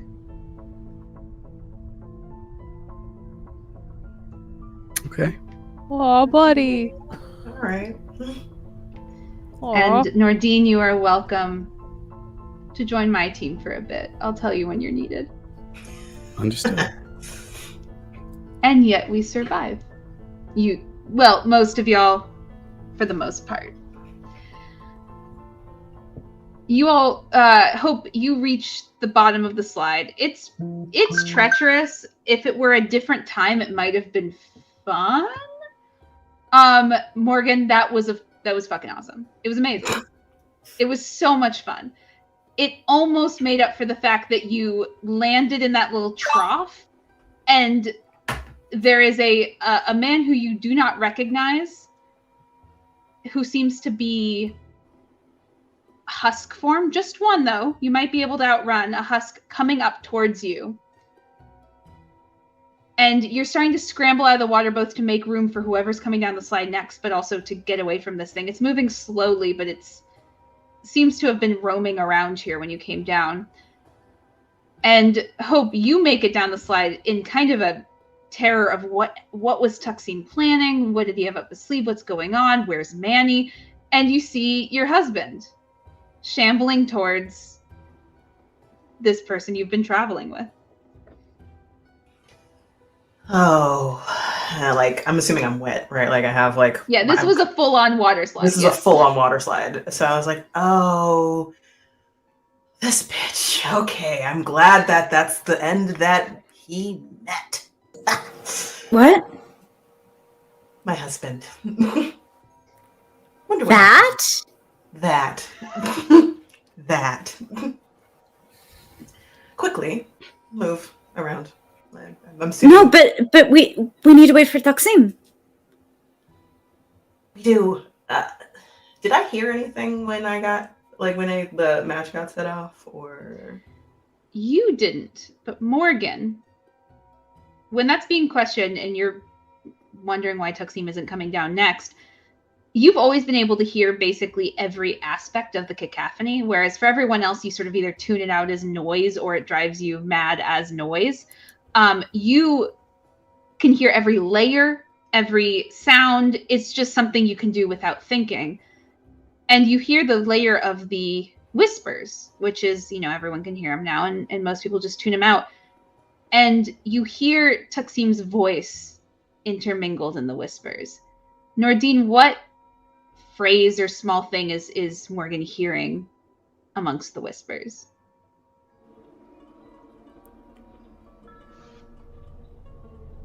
Once they're done here, they'll go everywhere else too. You don't get to win.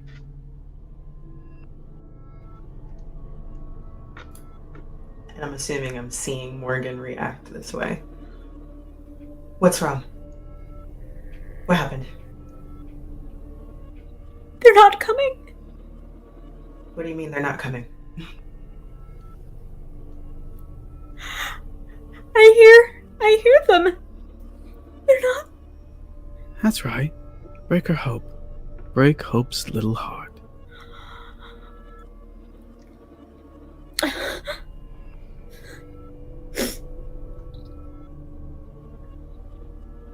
They did something stupid, didn't they?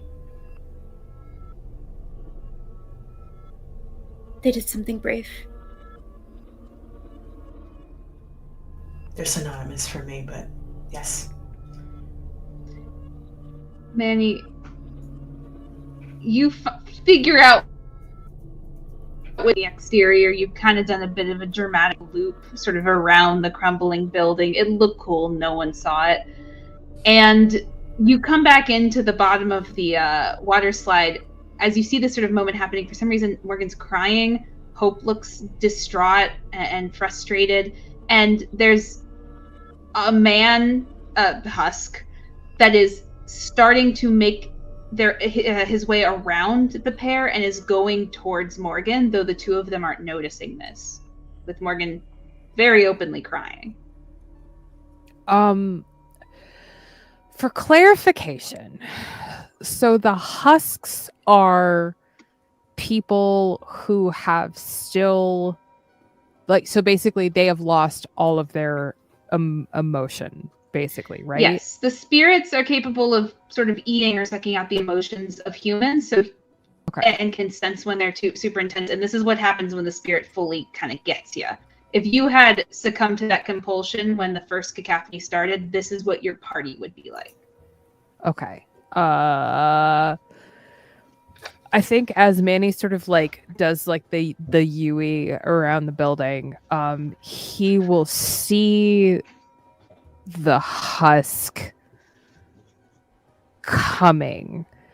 And I would like to try and go corporeal, like in the air, so I can sort of just like body this thing down and away from Morgan. Yeah, go ahead and make a conflict roll. You can't fly and be corporeal, but you're making yourself corporeal will throw your body weight that's what I'm towards thinking, the floor. Yeah, you got 5 dice to play with. That is 2 6s. That's it. And that's it? That disappoints me, but I didn't roll any 6s, so why don't you go ahead and narrate? So exactly that happens as Manny sort of like comes in.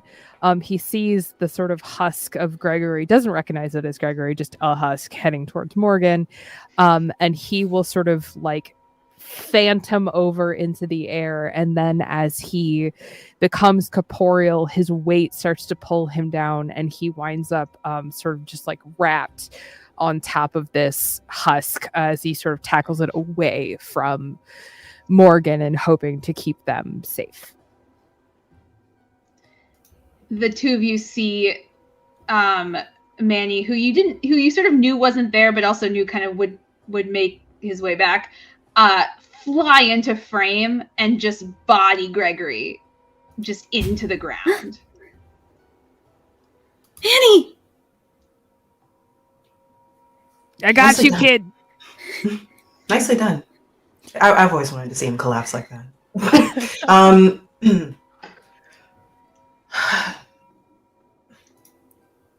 Do you need to help him? Hope? Manny, do you need help? No, I got him. Can I just punch him in the face a couple of times and keep him down? That requires 0 conflict rolls. It just happens. Yeah, Manny just Thank like you. beats the shit out of this guy. And then it's like finally he's like, and stay down, and he just sort of like stands up and he kicks him like once more. Yeah, this dude's fully not a threat anymore. Probably about 5 punches ago. Still worth it. Still worth it. Sorry about that, kid. Just, you know, trying to keep I hug Manny while he's still corporeal. Oh god. And Manny does that like awkward hug thing where it's and then oh all right. You all right, kid? I'm just glad you're here. And I look back up the slide, and I hug Manny a little harder. Hold on to that joy. Manny Hold on will. to it. Can Manny hear that? Would Manny be able to hear? Everyone can hear the whispers. Okay. It's more familiar to you. You can kind of differentiate sort of Hope. It's a little bit harder for you to hear these kinds of things, though you've heard whispers before. It's easier for Morgan. It's easy for Manny, just for familiarity. It's just not like as easy for me. I guess sit and try to listen hard enough, I might be able to hear what I'm looking for, but I'm probably not going to try to wait and do that personally.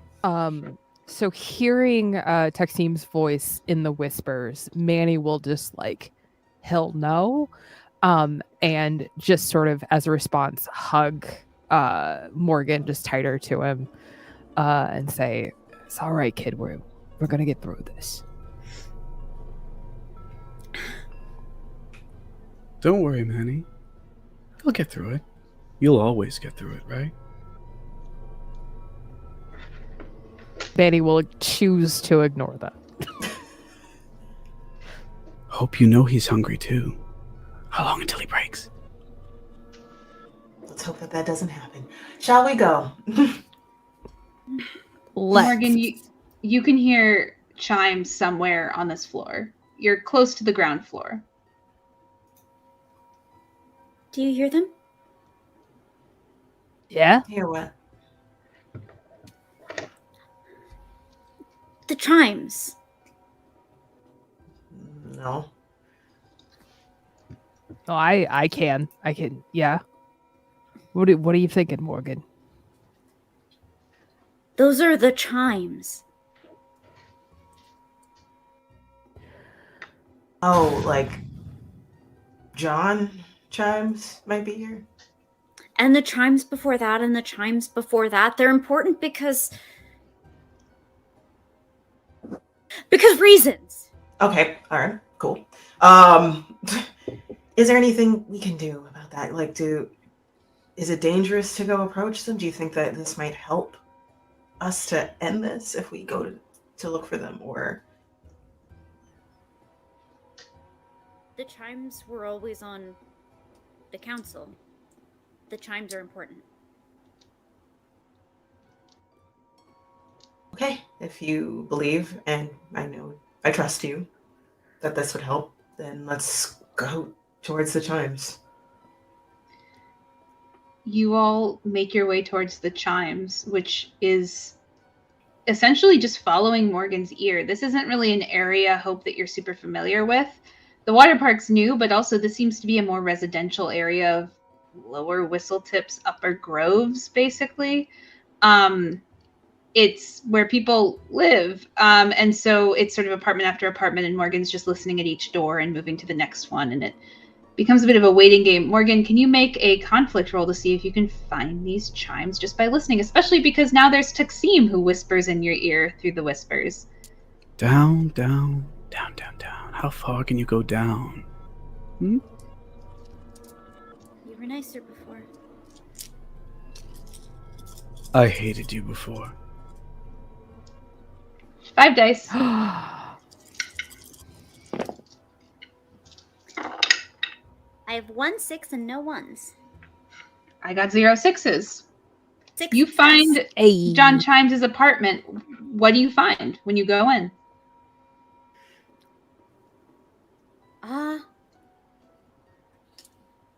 When we go in, it's one of those beautiful in a magazine, but impractical in real life, incredibly open floor plans of a place. Like, it turns out people like rooms, but it allows us to see clear through to the balcony upon which hang the eponymous instrument. There is not practically nothing else in here. Like someone had moved out. You make your way into this space, and it is It's just as soulless as the rest of the whistle tips. It doesn't even really seem like a home. It just seems like a IKEA house, really, like a upscale demo house. And specifically, Manny and Morgan, you can tell that these chimes have significant power, and you can tell that because the spirits are very attracted to it. There are little spirits and big spirits sort of whistling around this whole space, not going into the apartment, just staying on the outside. And they are not even noticing the three of you, despite Morgan being rather distressed, the rest of you being distressed as well, just whistling around these chimes.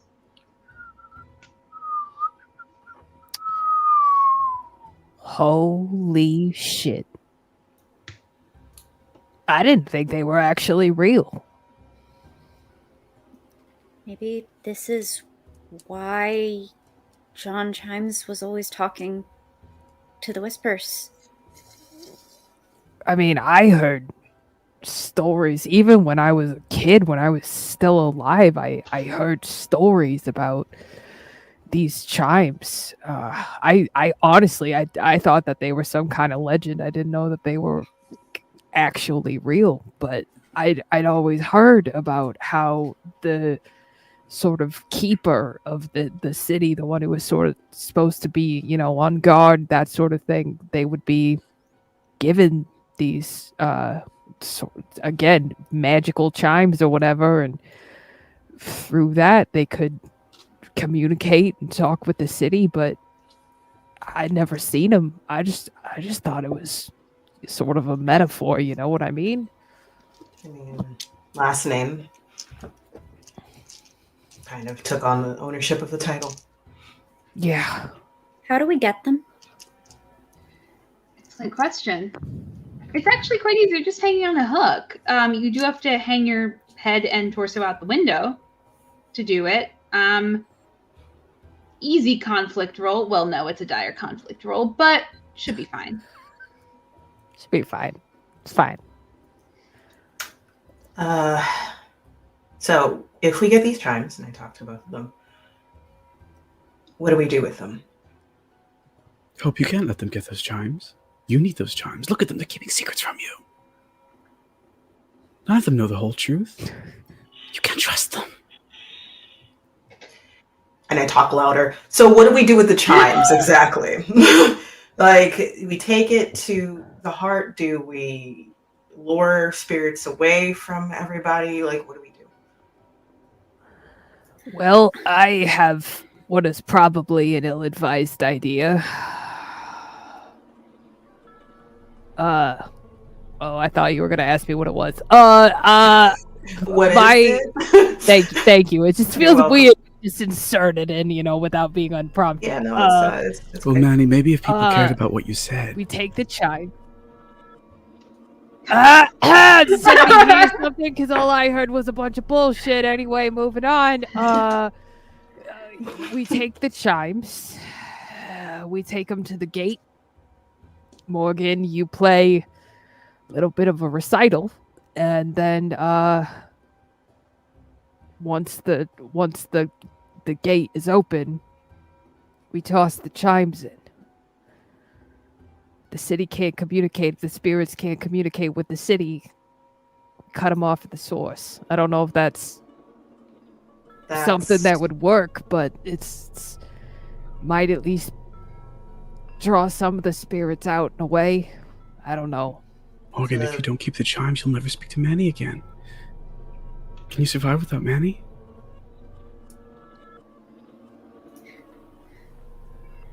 All right. We'll get the chimes. All right. That was would like to surprising. make that Sorry. Sorry. Finish your thought. That was surprisingly well planned out, Manny. Thanks. Sometimes, every so often, much. old man just get one up here in the noggin. He has so many thoughts up in the noggin. I wonder. What was he like when he was alive? Who would like to make the dire conflict roll to get these chimes off the... Okay. 5 candles, Hope. Here we go. Here we go. So 5. 1 second. Yep. There we go.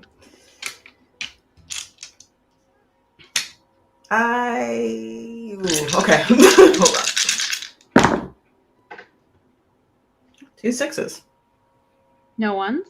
No ones. Y'all gotta stop this. I'm sorry. I mean, yeah, listen, you have narrative control. I rolled no 6s. Tell me what happens. So I'm assuming like the chimes are like, how is it? Like it's out a window? Yeah, it's like sort of off the windowsill. There's a hook like above you. There's a hook, and the chimes are basically in full view of the window, just out a bit, and you have to reach out, unhook them, and bring them in. They're not small. They're like that big. Oh, okay. So I'm gonna ask Morgan to just spot me in general, but I'm going to carefully reach out of that window. I'm nervous. I'm keeping my emotions, my fear in check here. Practice these. I reach out, unhook, it's heavy. I probably stutter a little bit.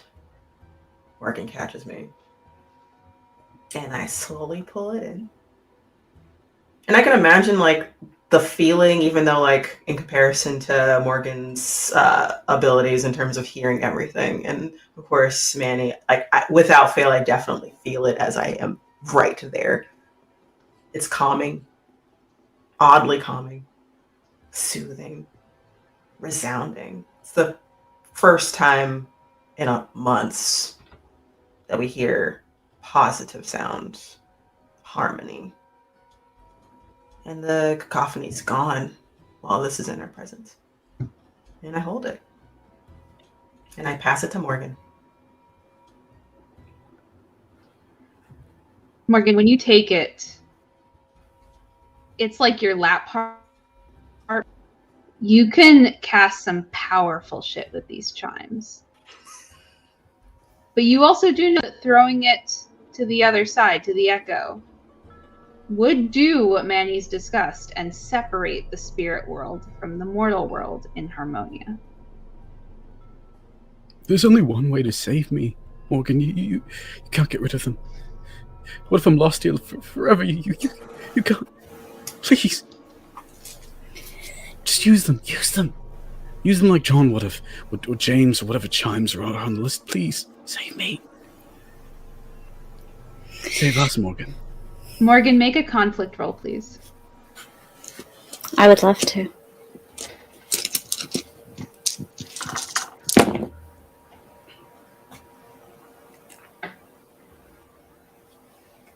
I have a bunch of things that aren't 6s and a single 1.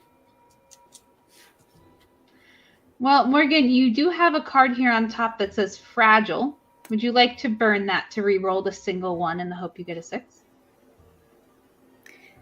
There's a time when what these whispers said would have flattened Morgan.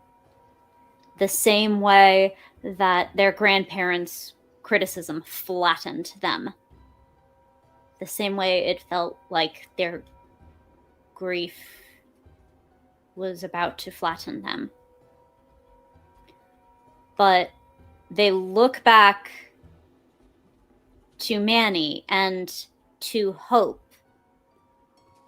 and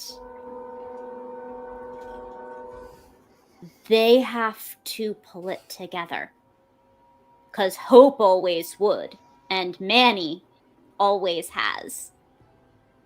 They burn their fragility. Yeah. Reroll that 1 for me. Come on. Come on, baby. Come on, do this for me, do this for Pippa. Still a failure, but it's not a one. Morgan, I have to admit, you always hit those notes sour. I wouldn't say it in front of your grandmother, but I was always disappointed. I was always disappointed. And now you won't even save us, will you? You let us go. Morgan, whether or not you choose to resist these words or fall prey to them is up to you. What isn't up to you is the emotional turmoil that is bubbling up to the surface as you hear your grandparents, as you hear Taksim. You have a close connection to a lot of spirits, and they're doing a lot of talking. But we'll see where that goes, because the world is dark, and the world is loud, and we have 4 truths to make.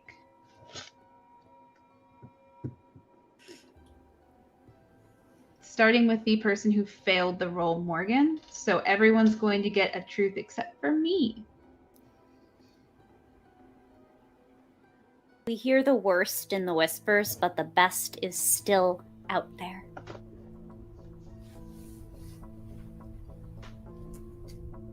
Kate.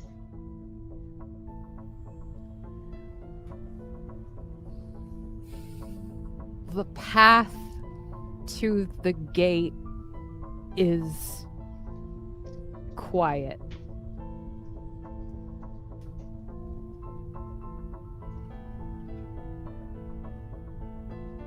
All right. Ambrose.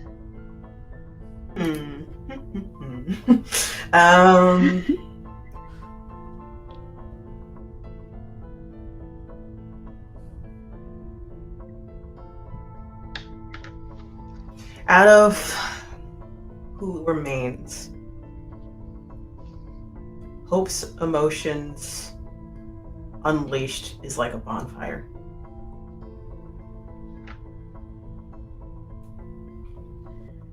And last but not least, Nordina Lee.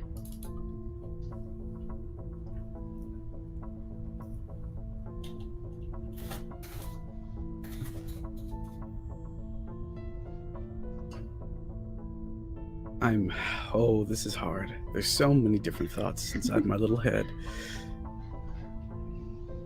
No, I learned about this. No thoughts, head empty, it's important.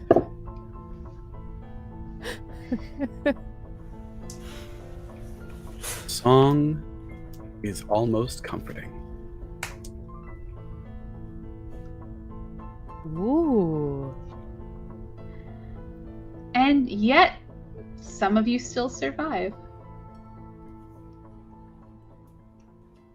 I think we move from John Chimes's apartment, and into the upper portions of the Grove, which does move pretty vertically through the city.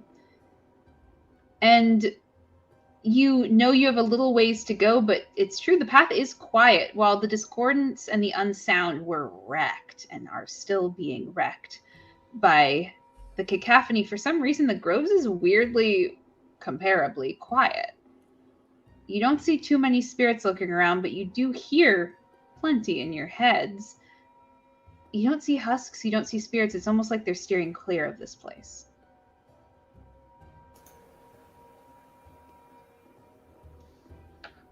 Manny? Yep. Can I ask you a question? Of course you can, kid. What's up? What does death feel like? Oh. Well, I mean, I can only speak to my own experience, because from what I understand, it's different for everybody. But Morgan, when you're listening to an orchestra warming up like before the show starts, and all the instruments sort of start playing all at the same time, and it makes that sort of harmony, that sort of like note, and then it just is quiet. It's like that. But instead of, oboes and clarinets, it's every good feeling that you ever felt. It's every warm summer's day. It's every hug. It's every handshake. It's all the good things. They all come sort of rushing back, first a little bit at a time, and then all at once until it sort of swells. And then it's quiet. So, I guess what I'm trying to say, kid, is you don't have anything to be afraid of. No matter what you might hear, no matter what you might say. Is hunger. Is hope. Now ask him, Morgan. Ask him what it's like to devour. You didn't know? He's done it before. Just ask Hope. Hope knows. Hope saw him. Take until there was nothing left. How do you think poor Gregory died? Who do you think did it? Was it one of us?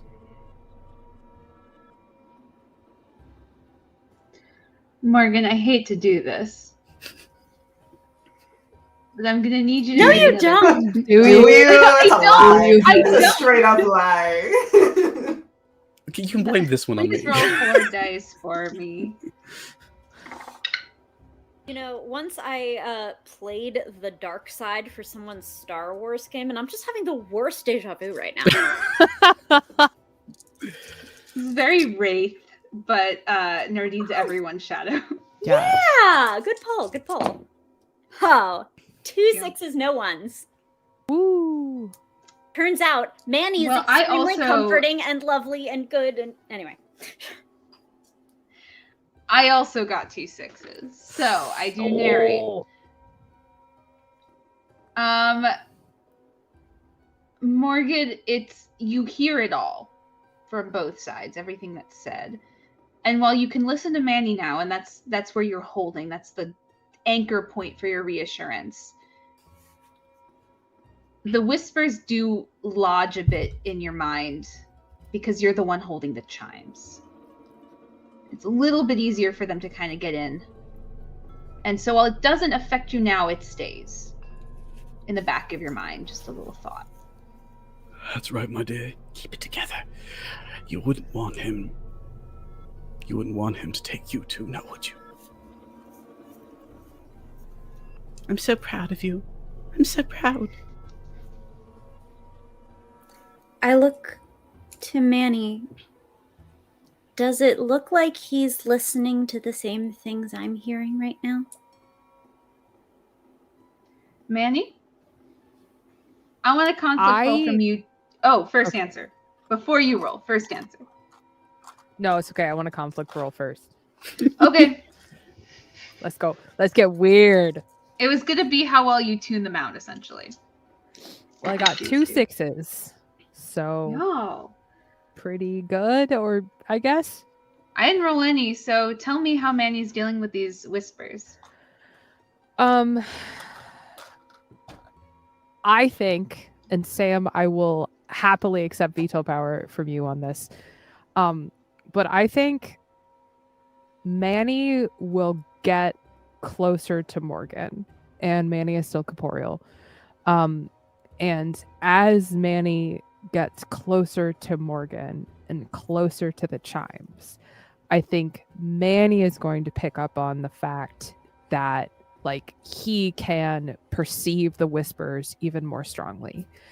And so as sort of like Taksim is like in the background and all of these other voices are in the background, Manny is going to look at Morgan and very slowly, like not threateningly, not like suddenly, but just very slowly reach up and take the chimes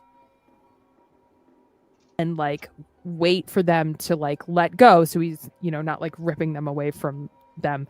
And then just kind of look at Morgan and say, you don't have to listen if you don't want to. You get to choose what you believe. That's important to remember these days. Is the issue Taksim, dear? If you want, we can get rid of him.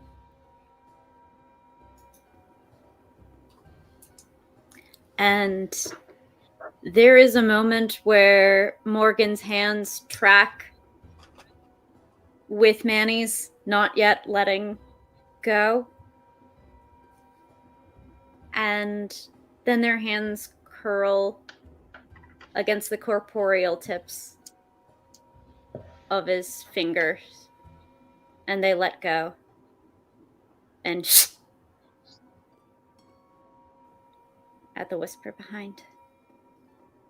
Let's go to the gate. It's quiet there. You all start traveling towards the gate in Morendo Mount.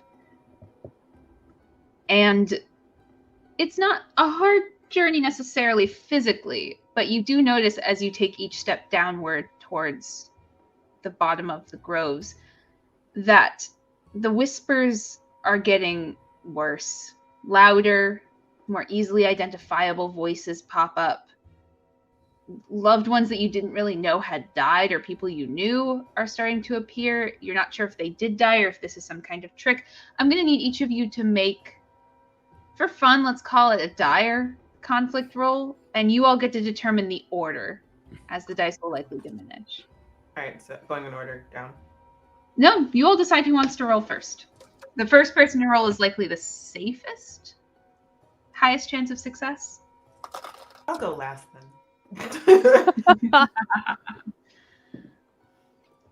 I don't care. Sam, you want to go first? Okay.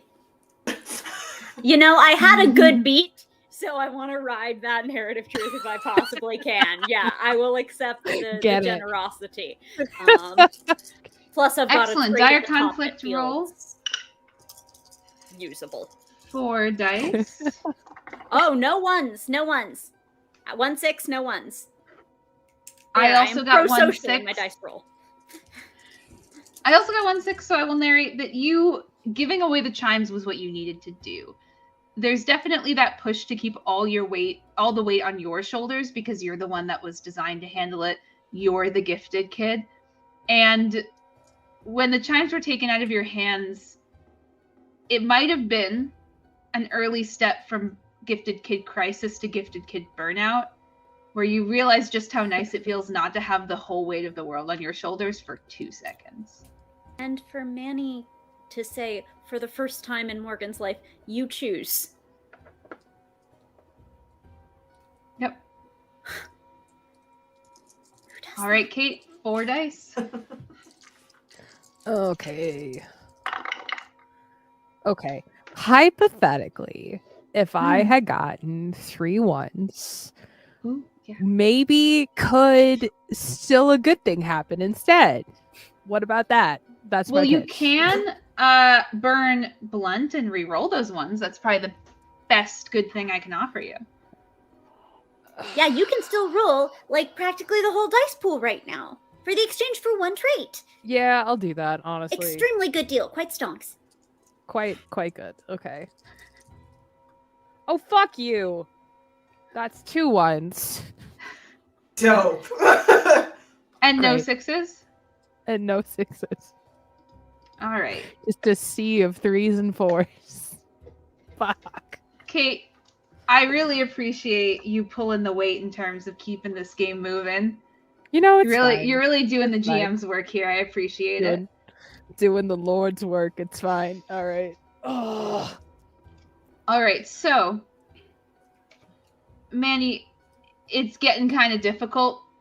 And while Hope and Morgan are being plagued by loved ones living or dead whose voices enter into the whispers, Manny, you're plagued by loved ones dead. Spirits that you thought could hold out. And you have partaken a little bit in eating some emotions, especially if the people you feel deserved it.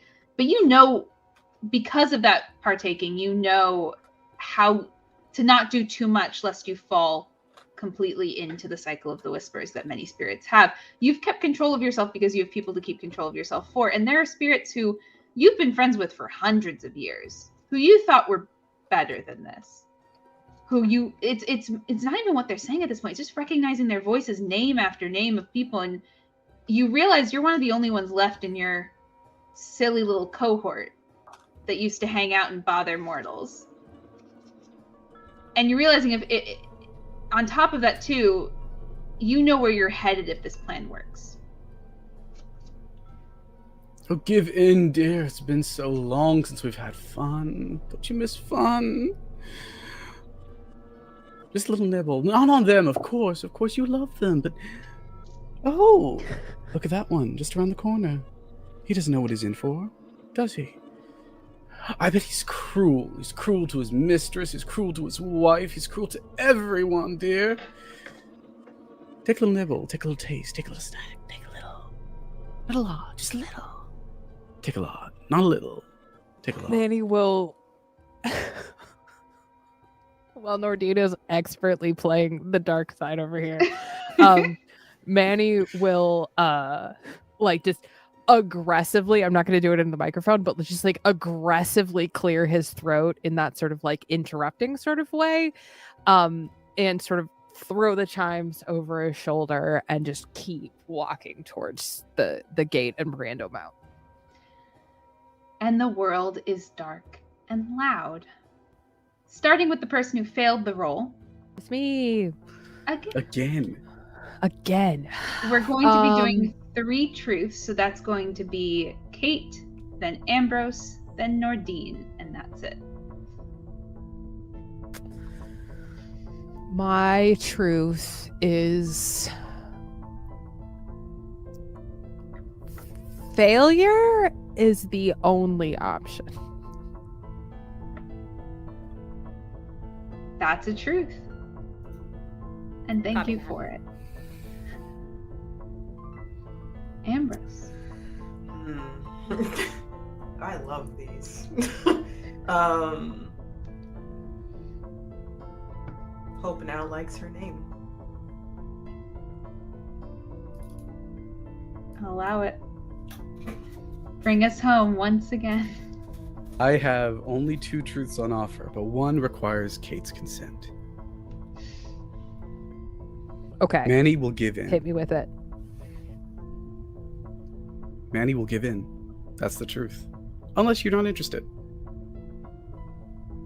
Nah, I think that's great because I have an idea.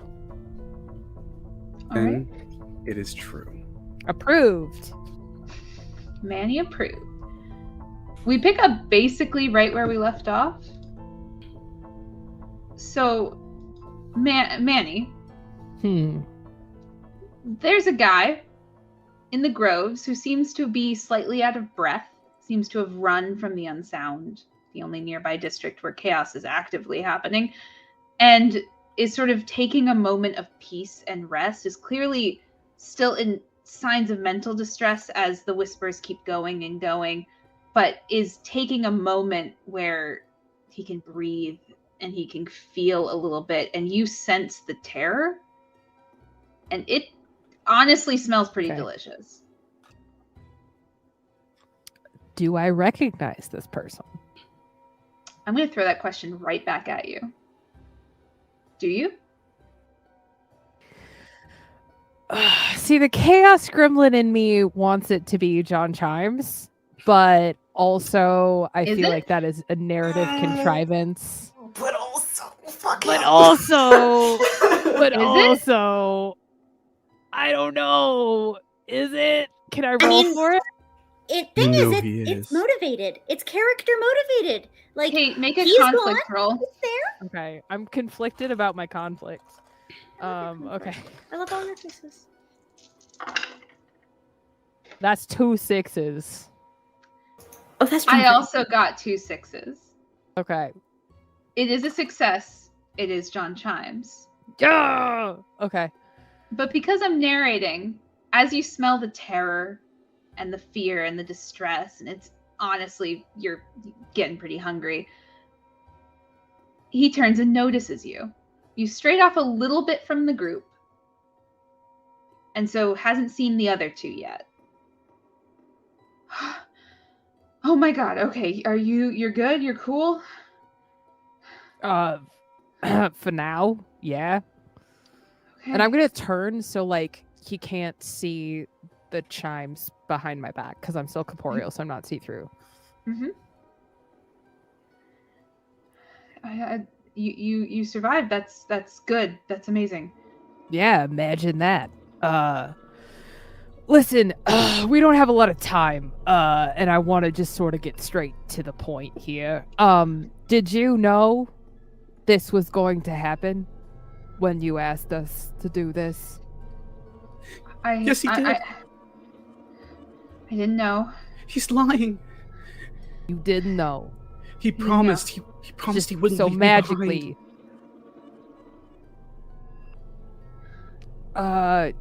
Do I recognize the voice in the whispers that is coming through right now? Do you? You never heard it before. Yeah, I do. Okay. Okay. No, you This is do. random You've one. heard this voice before. It's Okay. yours. Okay.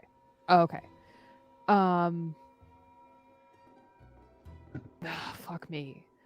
Manny will look at John Chimes and say, so all of this destruction, all of this despair, all of this unnecessary hurt is because you couldn't be fucked to do your own research before you sent us in there? What did you think was gonna happen? Listen, I was just doing what I was told, and You they were hadn't just following been wrong orders? they hadn't been wrong in the past. Listen, Ask him what we promised him. Well, not we with back then, but ask Yeah. him what they promised him. What did they promise you? that things would be okay again. Things were bad. Things were very bad when my dad was in charge, and they told me what to do. I did all of it, and it was difficult, and it was heartbreaking, and I did it. And this is where they really, I didn't know this is where it was going. They I just wanted to promised fix him everything. conformity. That everything would be fine and he could siphon as much as he liked over and over and over, and he promised me he wouldn't let me go. And he did anyway. Listen, Manny. What? Go ahead. No, you go. Manny, Yeah. I didn't know. I'm just as much of a victim as you all are. I don't know if the other two made it or not, but the other three, sorry. And He's a victim. He's a victim. He lived. He lived. And I'm dead, Manny. We're all dead. And he lived. And he gets to walk around like that. And he's the victim. Manny, I None can of hear them it too. Don't listen.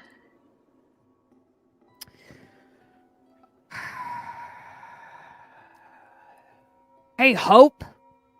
Can you come here for a second, please? I'm assuming I was getting ready to literally walk around. I was like, I'm walking around this fucking corner wherever we are. I was like, so I do. I would say me and I'm assuming Morgan round a corner or become visible at some point. And it's just like, oh yes, what is?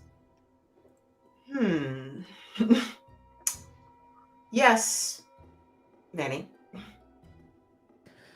Hope, hypothetical scenario for you here. Sure. Imagine, if you will, that you were walking about the grove and you happened to find the person responsible for all of this, but he claims to be a victim. He claims that he had no idea what he was doing. He claims that, he was just doing what he was told, that he was just following orders, that he was just trying to set everything to rights. What Hope, hypothetically, in that scenario, what would you say should happen to that person? Oh, do you really want to know what I think, Manny? What I think should happen to that person in that exactly. situation? I'm looking for some insights. I'm just sort of. I'm not going to taking give you in. the best answer. I also look at John Chimes. I'm not going to give the best answer. I'm going to be really honest. Well, I mean, half of our city, our beautiful city that you are on the council of. You know, when you're in the council, you know what that means, John Chimes. Listen, son of we go our separate ways. James Chimes. No, I don't want to hear Don't say his You know name. what had just happened right now? I I literally just listened to my mother and my brother in there. I never got to see them. I moved my way up. It was rumored that you killed your father. Not sure if that was true, but I have a feeling. He did kill me. Those voices. Do you know why he killed me? Why Fine, did son. he kill you? Yeah, come on, Fine. let's hear it. We would love to hear it. Because I was looking into a way to break all this. The cycle and recycle of endless siphoning. I'm so hungry. The cycle of endless suffering and siphoning and stealing. And that would cause too much chaos, wouldn't it, John? Wouldn't it, John? Kate, Hmm. make right now. Wait, what? Sorry. Make a roll, conflict roll. Sorry, Make a click that conflict right roll, or then. you're eating him right now. Okay. That is 6 and a 1. Cool. Well, that one goes to me. Okay. Can I burn my when I do the right thing to re-roll it? Because I have an idea. You Oh, have fuck. to live that. That's your Ugh. moment. So when you do the right thing, you'll make a roll, and if you succeed that roll, you get your hope die. Different Okay. mechanics. Okay. Ambrose gives you a die, is what happens. The hope die.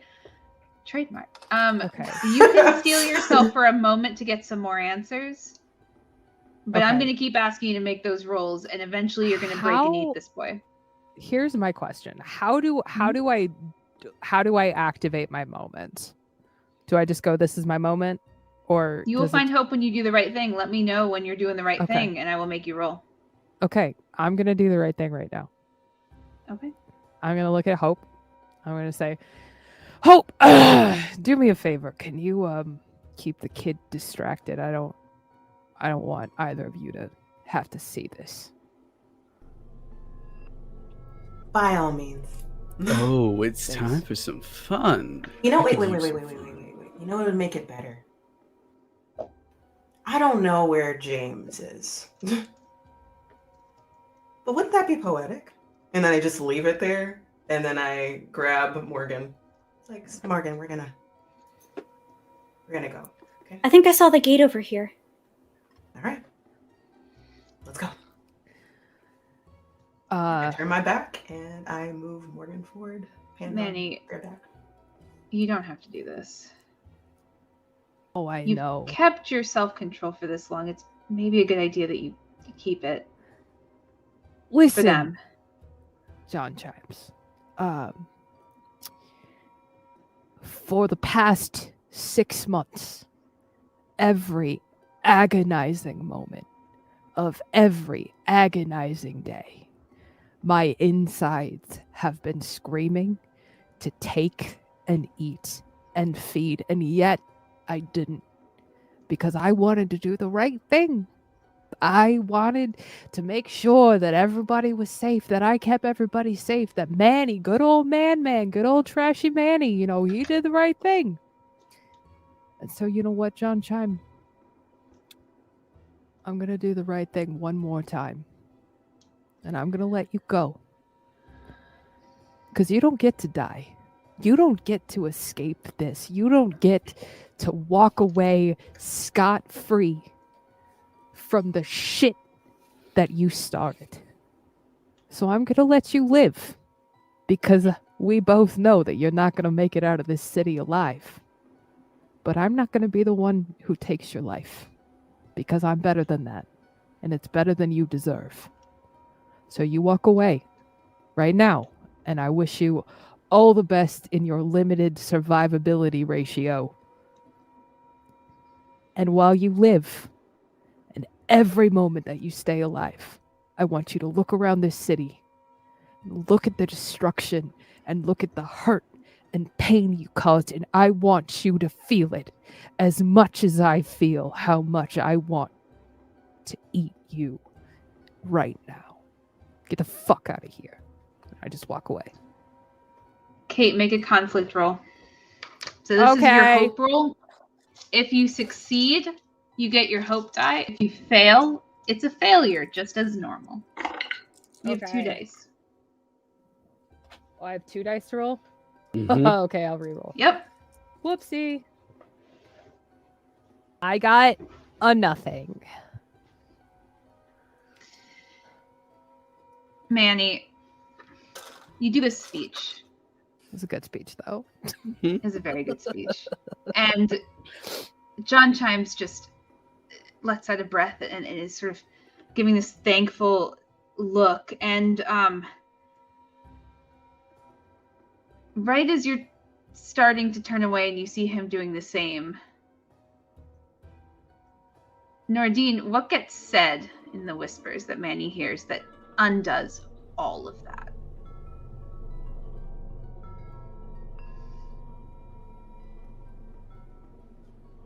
All you know is that he's going to go somewhere else, and he's going to do it all again.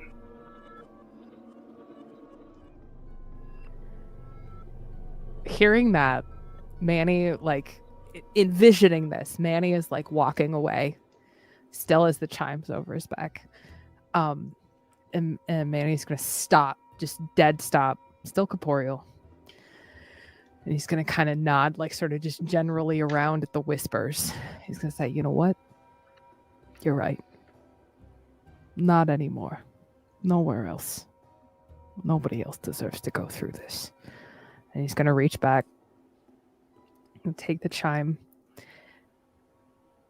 And I would like, if I have to roll for it, it's fine. But Manny just turns around and just drives one of the chimes just like straight into John Chimes's head. Rest in peace, good buddy. And you do. Yeah. No roll. Yeah. Because that was the first truth is the world is dark and loud. And we're only doing 2, which means we start with the person who failed the roll. Back again, Kate. And then we're doing Ambrose. That's it.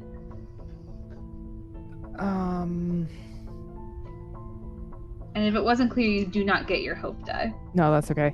You didn't do the right. My truth will be it's now or never.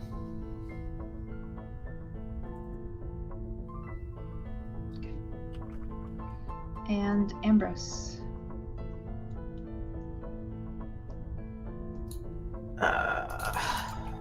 Man, I lost my dice. It's fine. Let's see.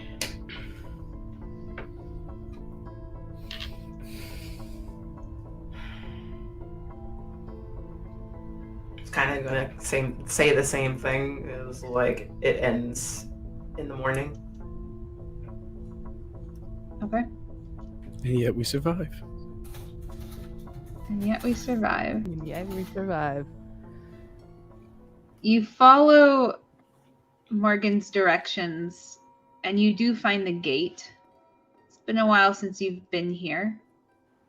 So you didn't exit the normal way. You see that the gate is actually up in the middle of a crater. You remember that. That was Tuxine. And essentially there's this like arced doorway, and this ends of this arc go down, down, down, down. So it's just this tall, narrow doorway. And right behind it, since the stairs are gone, is the piano, the wooden and ivory piano. So, the plan. You put the chime. Someone puts the chimes in there. Morgan, you know the music to open the gate, right? You still remember it? I haven't practiced in 6 months. Oh, it's all That's right. all right. I'll sit by you, just like last time. You play the song, the gate opens, we throw the chimes, and you two run like hell. The sheet music's right there, Morgan. Right there. Sitting on the piano as if you never left it. It is quiet here. If we start playing, will they come? We're already here. Probably, but we want as many of them as we can to go to the chimes, go through the gate, get out of the city. So the more attention we can draw, the better. You want to quiet? Hey, Morgan. Yeah? You know when you open the gate that I count amongst the spirits, right? You know, you've sort of figured that part out. But you're different. You don't get hungry like they do. No, dearie. Oh, I not do, different. kid. I do get hungry. But here's the thing, Morgan. I was thinking about it, and the thing is that in moderation, hunger can be a force for good, and hunger can help us out sometimes. So, with your consent and your permission, I know how you get in that little head of yours. Let me have your fear. Let me have your trepidation. Let me have your nervousness.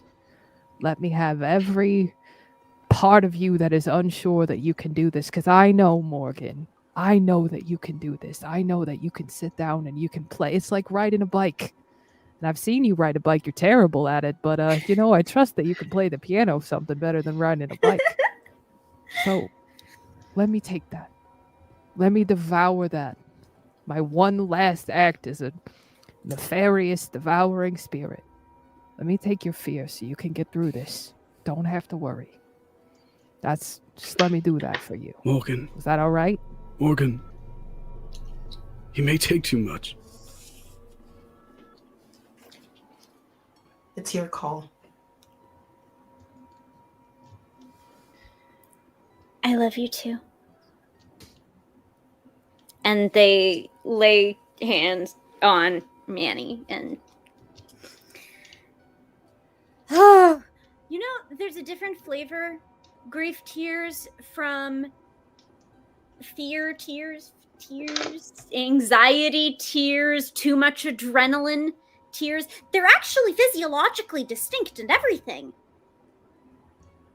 So they feel really different than the ones from just a moment ago when they just come pouring out of Morgan.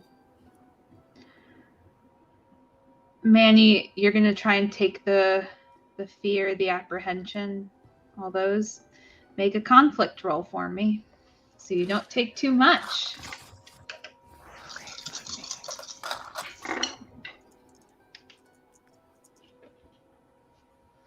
I will. That's a 6. It's a 6 So and a you 2. did burn your moment. So, it's a 6 and a 2. Yeah. I am going to get rid of your moment, though, because that was relevant. I do want to let you know, though, your brink is on top. You won't need it in this moment.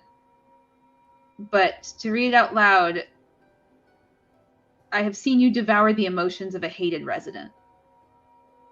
You're welcome to burn that, inhabit that brink, and do a full reroll at any point. Just so you know, you're the only one that can do this right now. But you did roll a 6.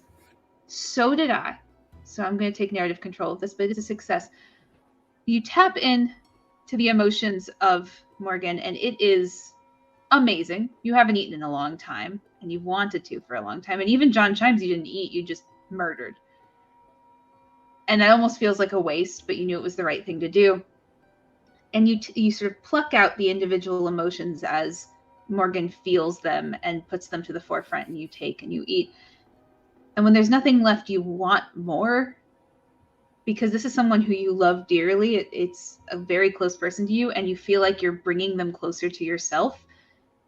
But at the last moment, you realize how selfish it would be to remove Morgan and to take them in. So you stop.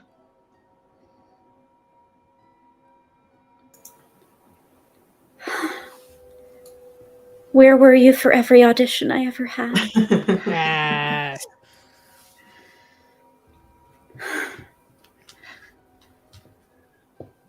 ready.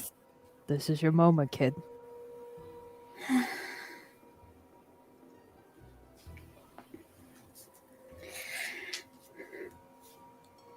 Hope.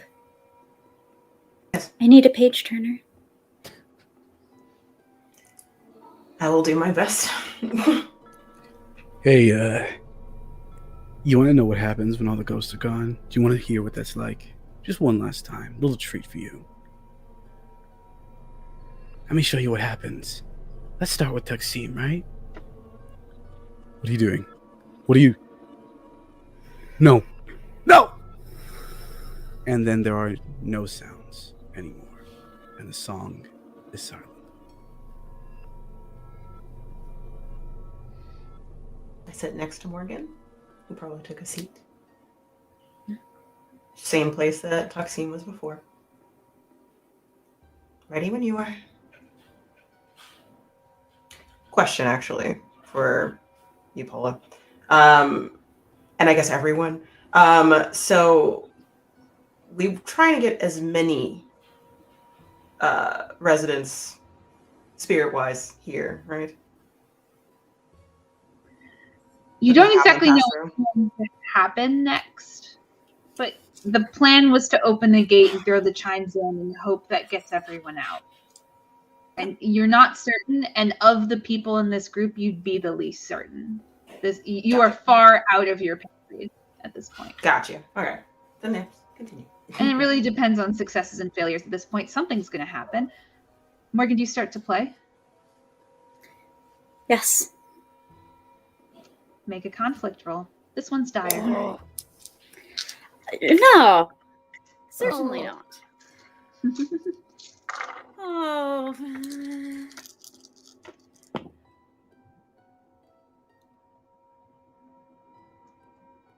2. 2 sixes. On 2 dice? On 2 dice. No way. That's amazing. I also rolled 2 6s. No! You're welcome to narrate, though. You just have to knock out one of the candles. Like a cat, I bap the candle.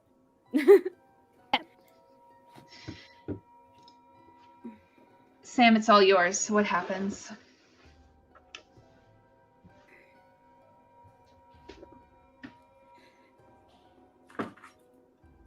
Manny has taken all of Morgan's apprehension, anxiety, trepidation, but he was careful. He was so exquisitely, beautifully, lovingly careful not to take too much. And Morgan's true name was Magic Comes from Pain. And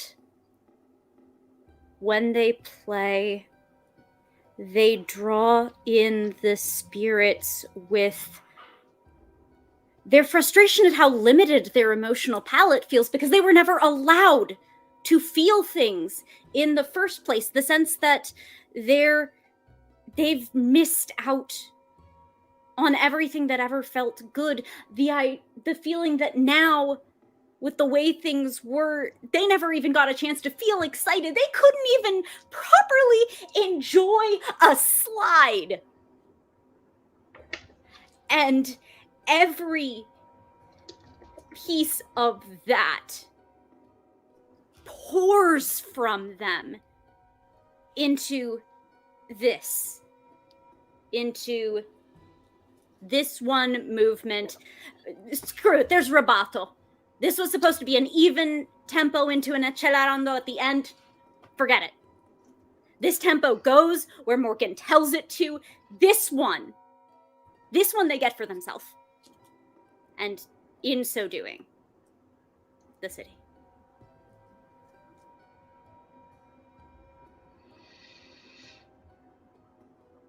A candle was darkened, but this was a success. So we're going to go into a final truth phase.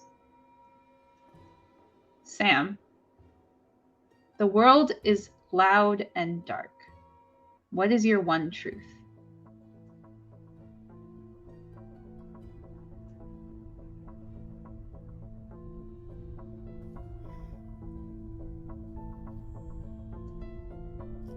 Morgan played that with rubato. Morgan played that wrong. Knowingly wrong.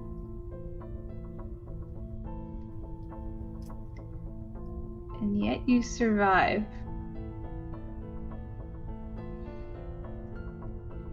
The gate bursts open, and there's a massive amount of emotional and spiritual energy that pour into this crater. And you start to hear everything wake back up again. The song that was briefly silenced, the breath that was made just long enough for you to complete your piece in silence. No harmonies, no rhythms. It was entirely your solo, and the whole city heard it. I'm sure Manny threw in the chimes. Yeah, Manny will sort of like into the wind of this like energy coming out, will turn around, he like clutching the chimes to his chest. He's gonna look at Morgan, he's just gonna smile, he'll look at Hope and say, keep an eye on the kid for me, will you? And he's just gonna walk through the gate, and Manny dies. And the wind picks up. And every spirit in the city is being pulled into this one location. And you're at the bottom of a crater. It took some effort to slide in here. There are no stairs. You could not get out fast enough if you tried.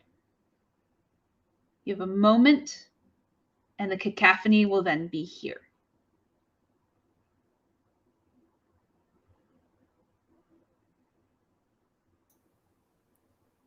Should we leave? If they're coming. You're gonna follow. It's up to you. Always was. You should get out. Not without you. I won't be far behind. You go ahead. You think it's the first time some adult lied to me? I thought I would be a little better at it, but I guess I'm just really bad in this situation. Emotions and all that jazz.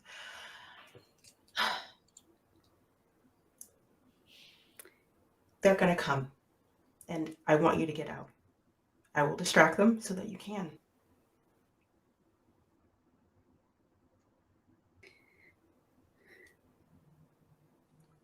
I'll follow as far as I can, but they're gonna come. And I have a lot bottled up.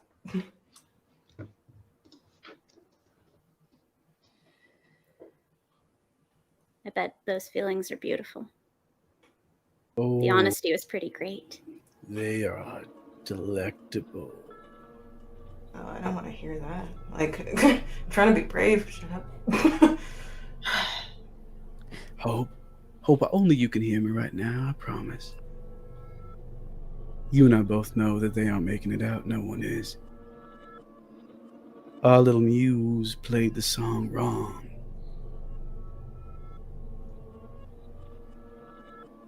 So are you going to lie to them in their final moments? Or are you going to finally embrace the honesty you've been dreading all your life? I'll embrace this. My name's Hope for a reason. I say that out loud. And I would say we're going to run. Yes, sorry. No, that was just chef's kiss moment. Thank you. I would say we're going to go in the best opposite direction that we can think of. Probably along those routes that Taksim had set up with the assistance of other people. And I gradually fall back behind Morgan. And I start to release layers of emotion, starting with rage. It's a big one. It's a big emotion. And then grief for the loss of my mom and my brother and Taksim. I guess kind of Gregory, but not really. Like, then joy for him passing. That one's also big. Honesty, being honest for the first time feels so good. And I fall further and further behind. And I hope that they come for me first. And I'll let out every emotion in mass, one after another. So they have plenty to feed on. And they do feed. And they do get pulled into the gate. And while I won't describe what happens to Morgan as it's unclear, you may have bought time. I won't say how much. Maybe we'll find out more details next time. But hope, that's what you were for Morgan, and that's how you'll go, as that's the last emotion you feel as it's siphoned from you. The world is loud and dark, but it won't be for long. Thank you all so much for playing 10 Candles. That was episode 3 in Harmonia's Lament. I'd love to take a very quick moment and introduce our players here who just brought this heartbreaking story to its climactic destruction. So, Sam, tell us who you are and where we can find you.